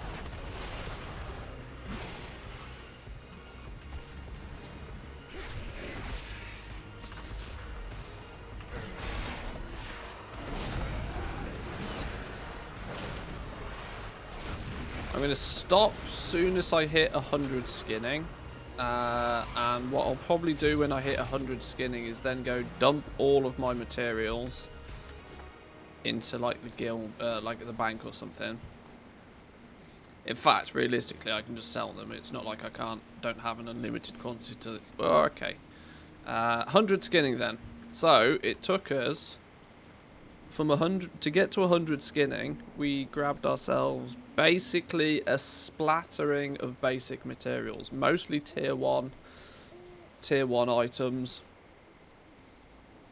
We only got a couple of, you know, relatively speaking, only a couple of tier 2 stuff. Not a single tier 3 material for the entirety of leveling up skinning to 100. Leveling it was, as would probably be expected, brain dead level easy. Just kill 100 things, skin them 100 times. We should, in theory, now be able to unlock all 3 specs. And it would be at this point where we can start gaining crafting skill while skinning through this. Does the tree give us any perks that are interesting? Learn to refine hides. Okay. I think that,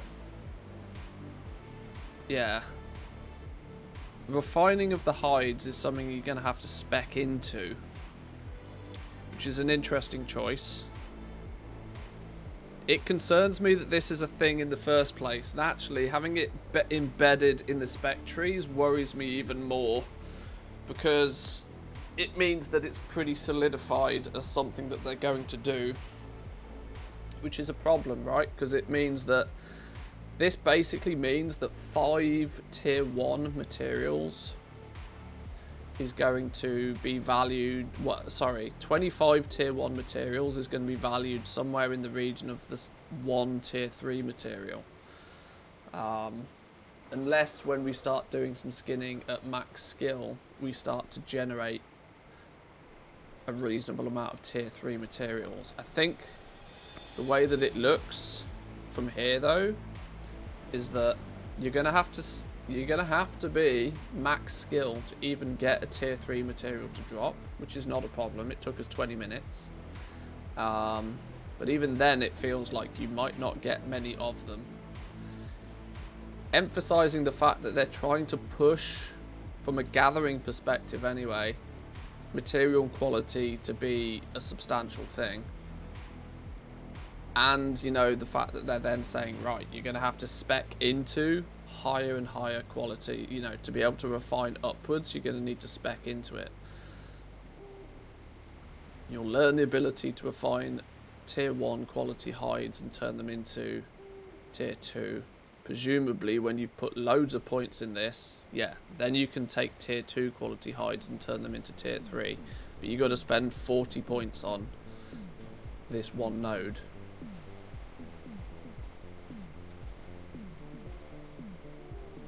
And you can then choose to either be better at converting leather or better at converting scale.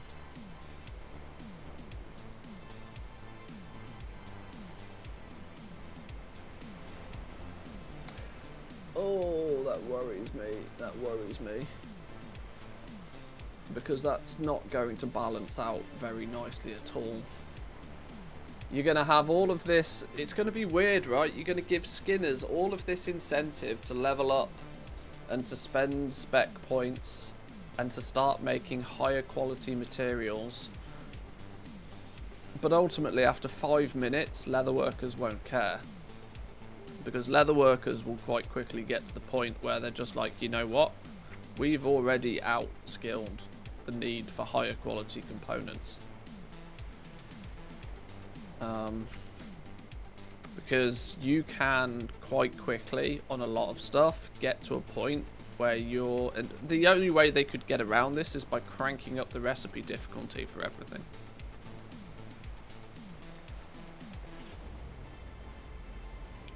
Already doomed to failure? No, not at all. It just needs some very careful balancing. It's quite simple. If they make quality a big thing from the resource gathering side of things, they need to make material quality matter heavily on the crafting side of it as well. As it stands at the moment, through crafting, the material quality doesn't make anywhere near as much of a difference, because you get to a point where you can start to, in fact it does look like they might have cranked the recipe difficulty on a lot of these items already, you know. These, I think, when I first looked at these, might have had a recipe difficulty of like 100. Now, it looks like they've cranked the difficulty up on some of these already.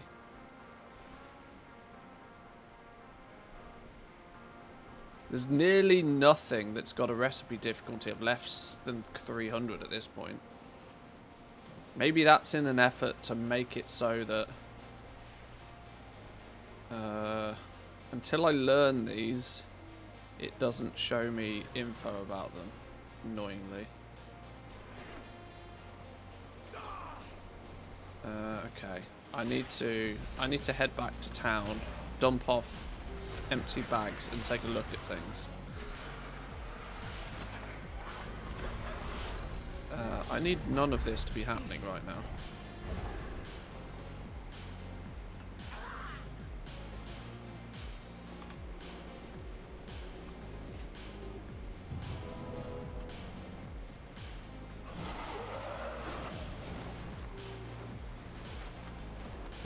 Actually, I've done all of that, and I could have done with picking up the flight point. That's really annoying.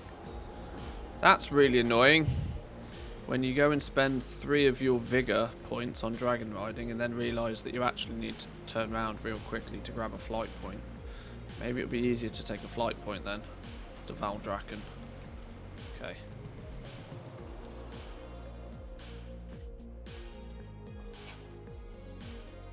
As a goblin, do you want to level a skinner just for upgrading the quality of leather bought off the auction house? Maybe. Maybe.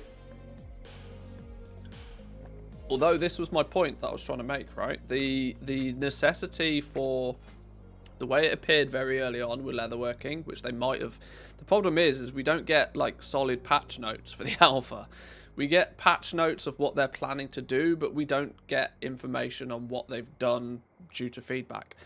What they may have already looked to do is crank up the recipe difficulty. By cranking up the difficulty recipe, it's going to make it far more difficult for people to gain enough crafting skill to make top quality stuff.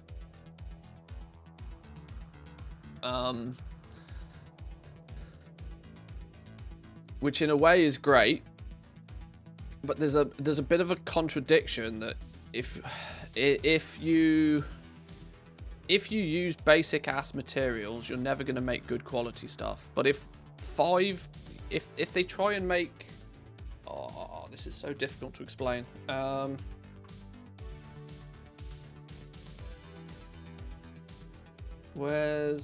did this for mining at some point. I really hope I saved it. Oh god, I probably didn't, did I? Was it Dragon? Is it this one?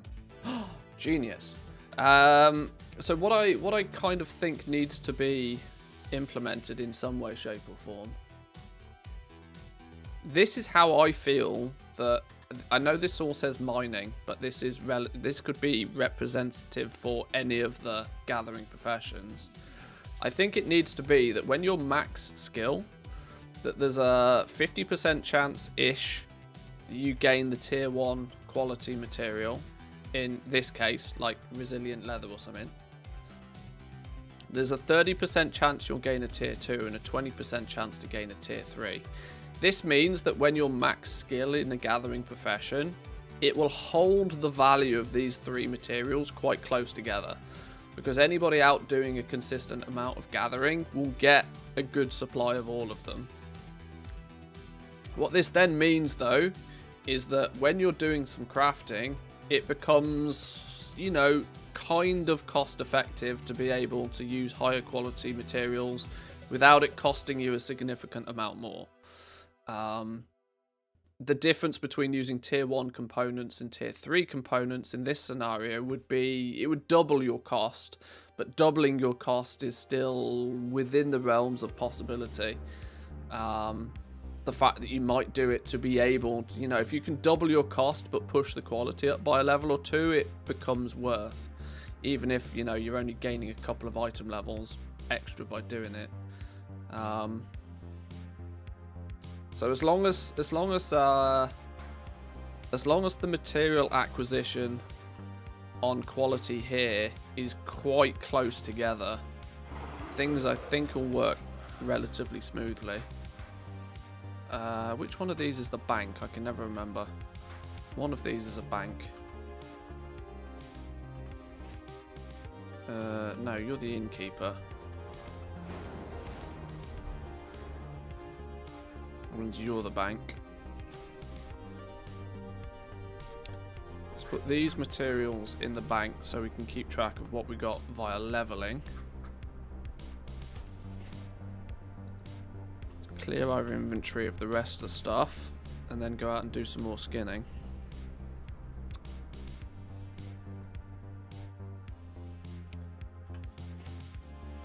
Do we have a vendor around here somewhere? Do we also, actually, thinking about it, is there skinning daily quests? There should probably be a skinning daily quest I can pick up, right?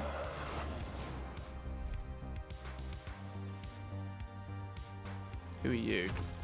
What do you want? Gather 10 flesh proto-dragon wings from proto-drakes. And that will give you 3 leatherworking knowledge. Is this dude going to be the daily skinning fella? Presumably. A study of leather. Gather 60 resilient leather to gain 3 alchemy knowledge? Okay. Skinning field notes claim that they give you alchemy knowledge. There's a bug on that one.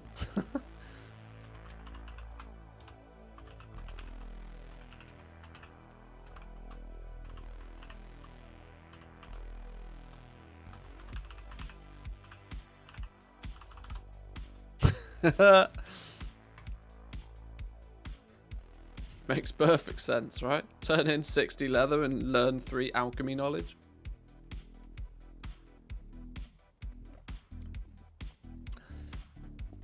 That's another way they could do it, though. They could, you know, because every profession's going to have some sort of crafting / turn-in system for these knowledge points. If they make all the cheap basic bitch stuff as a turn-in, it will keep a steady demand for the really basic crappy stuff, which will help with just like churn, stop it all sort of, you know, just stockpiling up.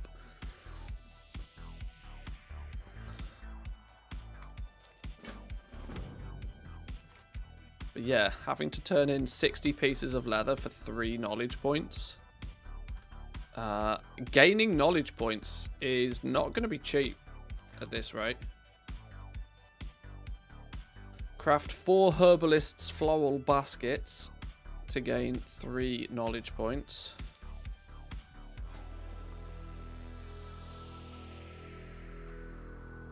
Oh, okay, you're a cheeky, cheap vendor.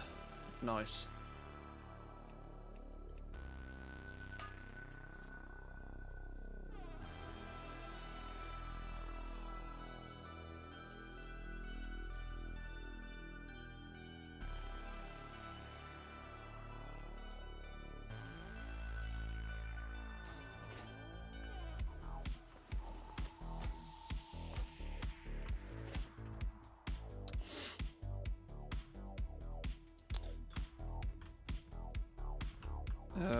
Okay.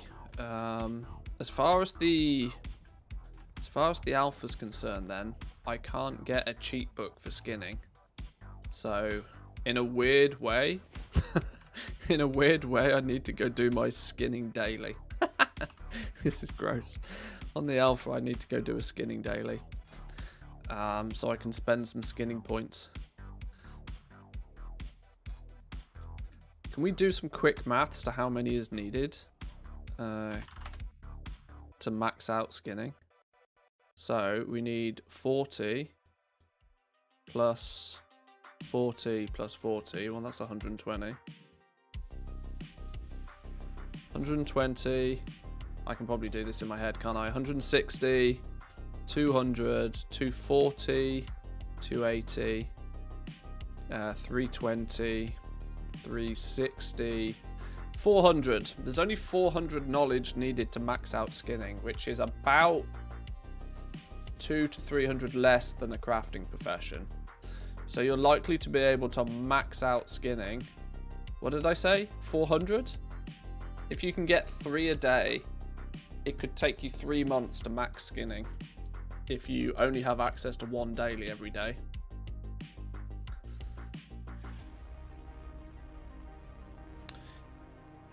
The question is how much of a benefit does any of this really give you? I don't really understand what deafness, what finesse and perception really do for us yet. In fact, we understand perception, we understand perception because it increases the radius on your minimap, you can see things. But for skinning, it's like, it's beasts, right? So just, is perception just a duff? Does perception just mean diddly squat for the purpose of skinning? Because what are you seeing? You don't see anything on the map.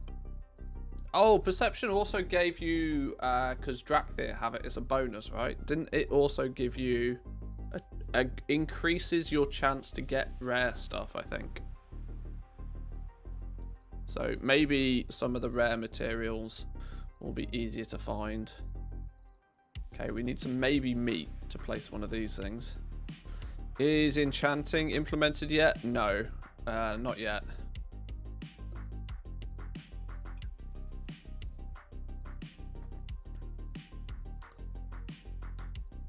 Wasn't it the radius of spotting materials on the map? Yeah, something like that. But of course, as far as skinning's concerned, you're not really spotting things on the map, are you? You're looking for beasts to kill.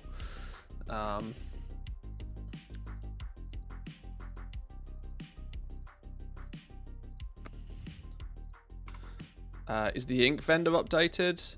No idea. No idea. I don't even know where he is. New build for alpha. Probably later today. You can see enchanting's not on here yet. Tailoring's not on here yet. The dudes are here, but they don't, you know, the profession's not available yet. Yeah, I wouldn't expect the new build to be out until like really late EU time.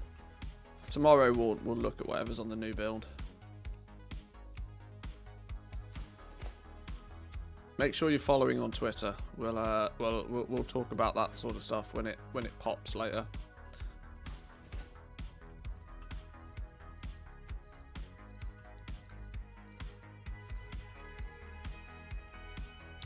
Okay. So the reality now is, I wonder actually. I'm intrigued. Where's the in fact the leatherworking dude's here.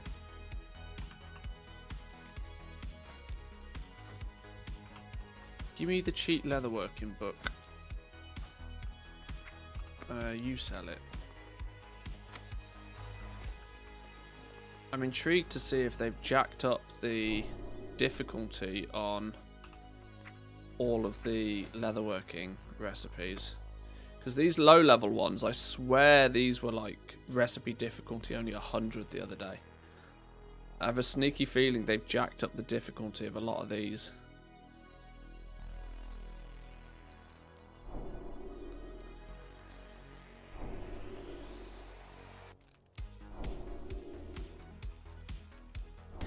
Yeah, it's usually about midnight the tweet goes out for whatever's updating.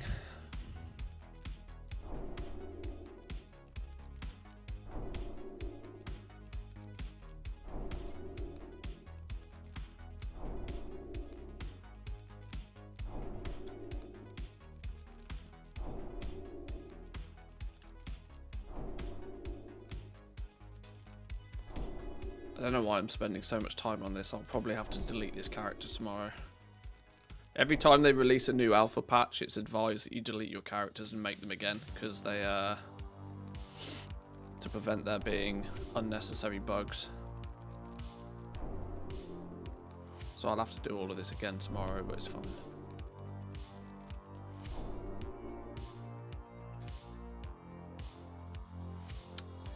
We need that one, and we need, let's just take actually that one.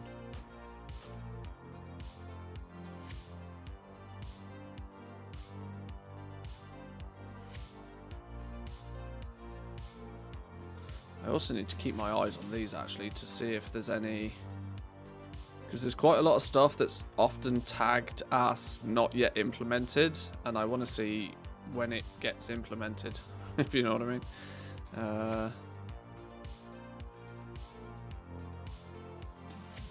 Every week I think I need to do a pass on all of the professions just to see what's changed and what's new. Chain and leather armor is relatively self-explanatory, but what's primordial leatherworking? Primordial leatherworking is all of the odds and ends that don't really fit anywhere else. Primordial leatherworking, there is a few patterns you get through here. What are the patterns you get? You get, I can't remember where they are.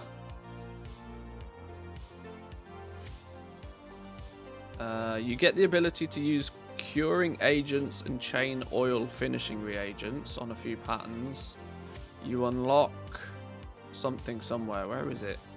There's what's referred to as decay patterns, which I don't think's been implemented yet. This is the problem. Primordial leatherworking doesn't really explain itself well. Because there's a flaring cowl, for example. There's a few oddball recipes. Like this one, for example. It's just an oddball recipe that you get. These are probably going to be given like a different tag name. You can see that placeholder radiant is there right now. These might get given a different tag, which would then indicate that they come from this tree.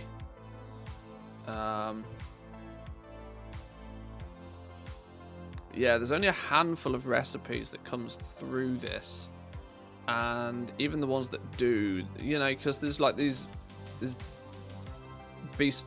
bestial patterns. Bow of the Dragon Hunters, where's that one? Bow of the Dragon Hunters. So yeah, just another endgame weapon, for example.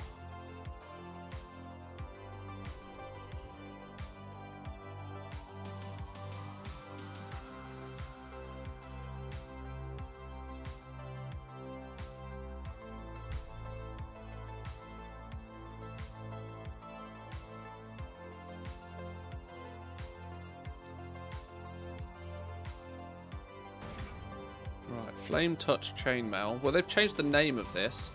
Oh, okay. It's still recipe difficulty 300 on this. So it's just as difficult to make a level 61 270 item level resilient tunic, apparently, as it is to make a 393 level 70 epic item. Okay, so it looks like they've jacked up the difficulty on some things, but not the endgame stuff yet. That's a interesting decision. Okay.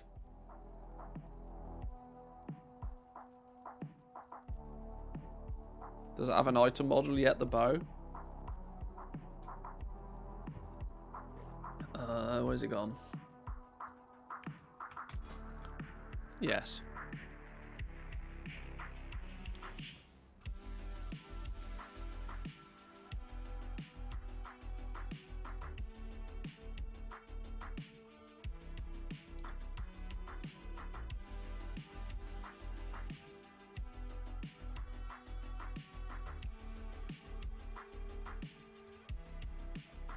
The fuck is that?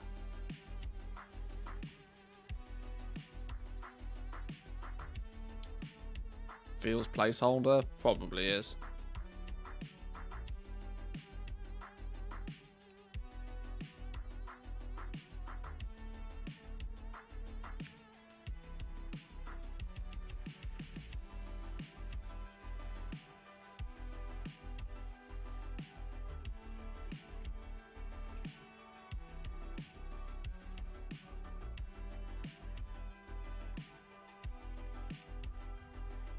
Oh, this is the leather stuff. Where's the... how's the full set of this look?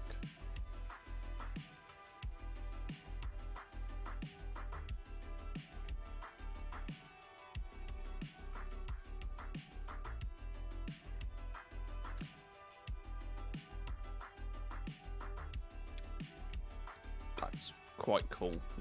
I'm not even a transmog dude, and that's quite cool. Definitely flame touched. It's quite cool. No chest piece. Did I not select the chest piece? No, apparently not. Helmet, leg guards, shoulders, oh, hang on.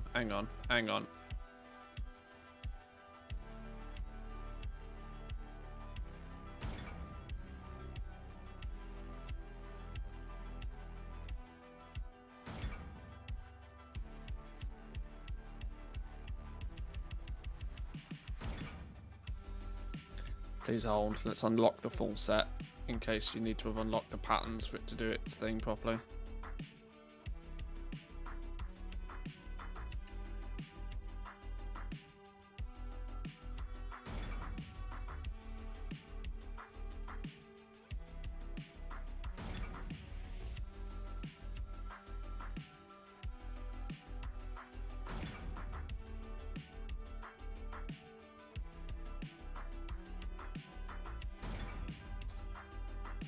Right.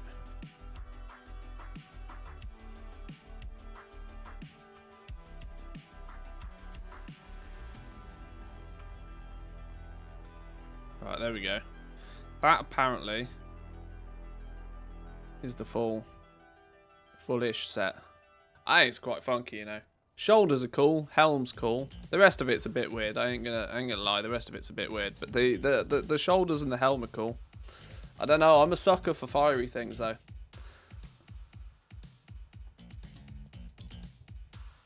I'm a bit of a sucker for fiery things, so it looks alright to me.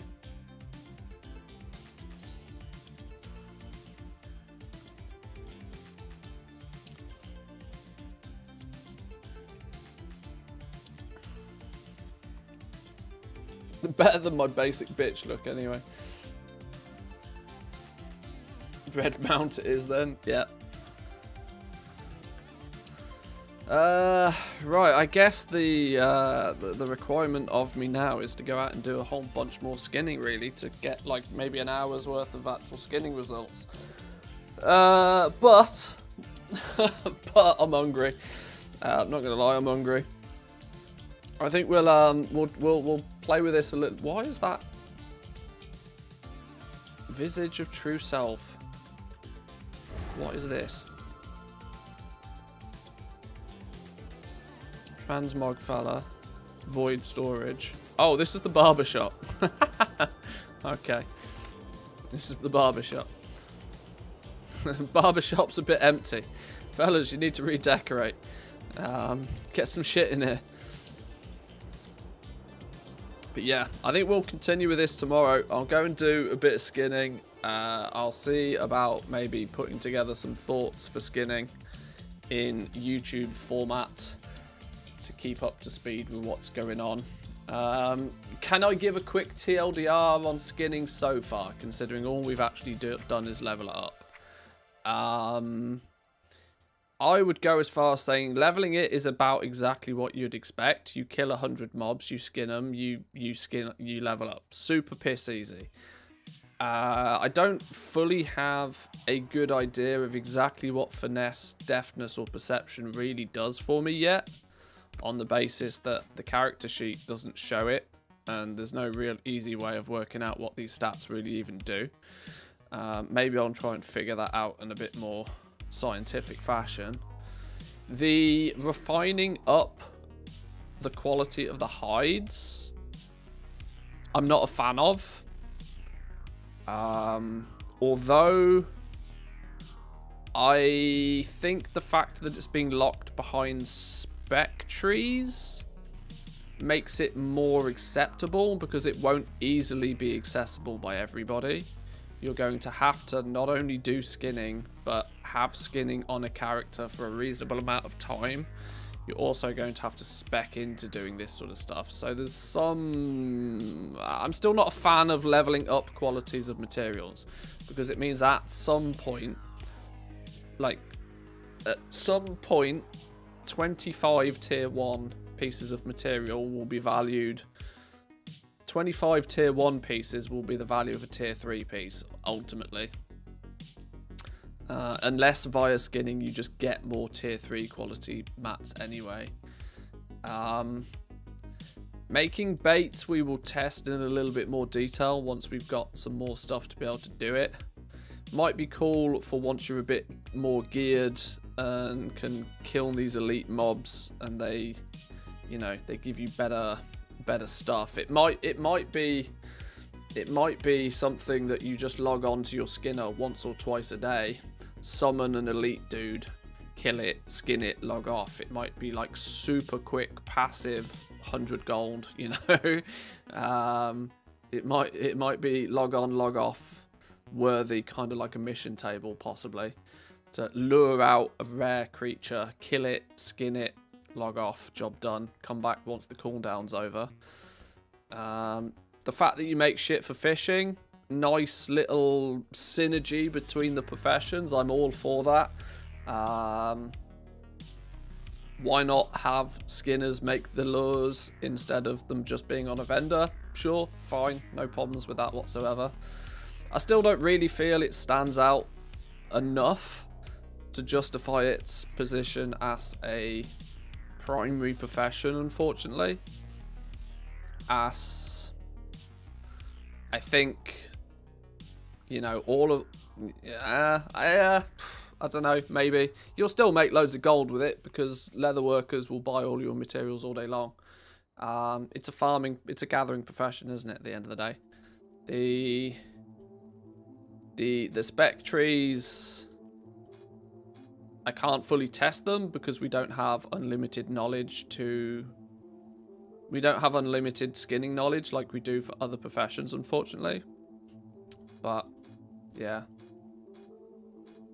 hey, if you want some easy gold and you want to kill mobs and skin them and make a bit of passive gold by selling some materials, skinning is not really all that much different generally. It's still a gathering profession. Couple of little synergies, sure. I'm not a fan of refining up the quality of materials. I would rather this be a way for people to break materials down. Take tier 3 quality materials, break them down into more tier 2, take the tier 2, break them down into tier 1. I think breaking them down feels more sensible to me, especially the way that leatherworking is looking to be. Leatherworking appears as if you'll get to a point where you can start scaling back the quality of materials while still making top quality crafted items. So we'll see how it pans out. Balance is the key for this once again. Blizzard needs to do some balance, I think. But yeah, we'll continue. We'll continue playing tomorrow. We'll have some new stuff to test tomorrow. There's likely to be some new professions, a new patch cycle will come around, so that should be all good. Yeah, I'm going to go get me some food. Enjoy the rest of your day, boys and girls. If you haven't already, hit that follow button. Go check us out over on YouTube. Or, of course, there's our Discord where you can come in and, you know, get some discussions on the go.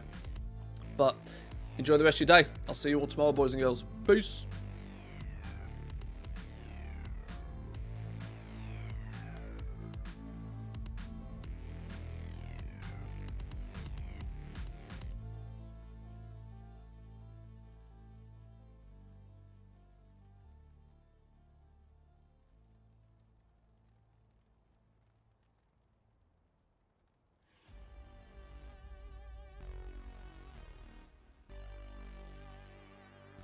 Should we go say hello to Mr. GM? We'll send you all over Mr. GM's way. Or Preach is playing WoW. Who should we raid? Mr. GM or Preach?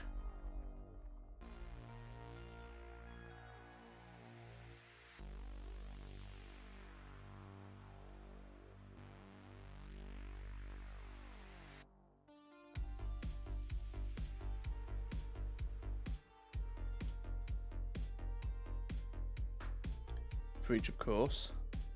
Preach it is then.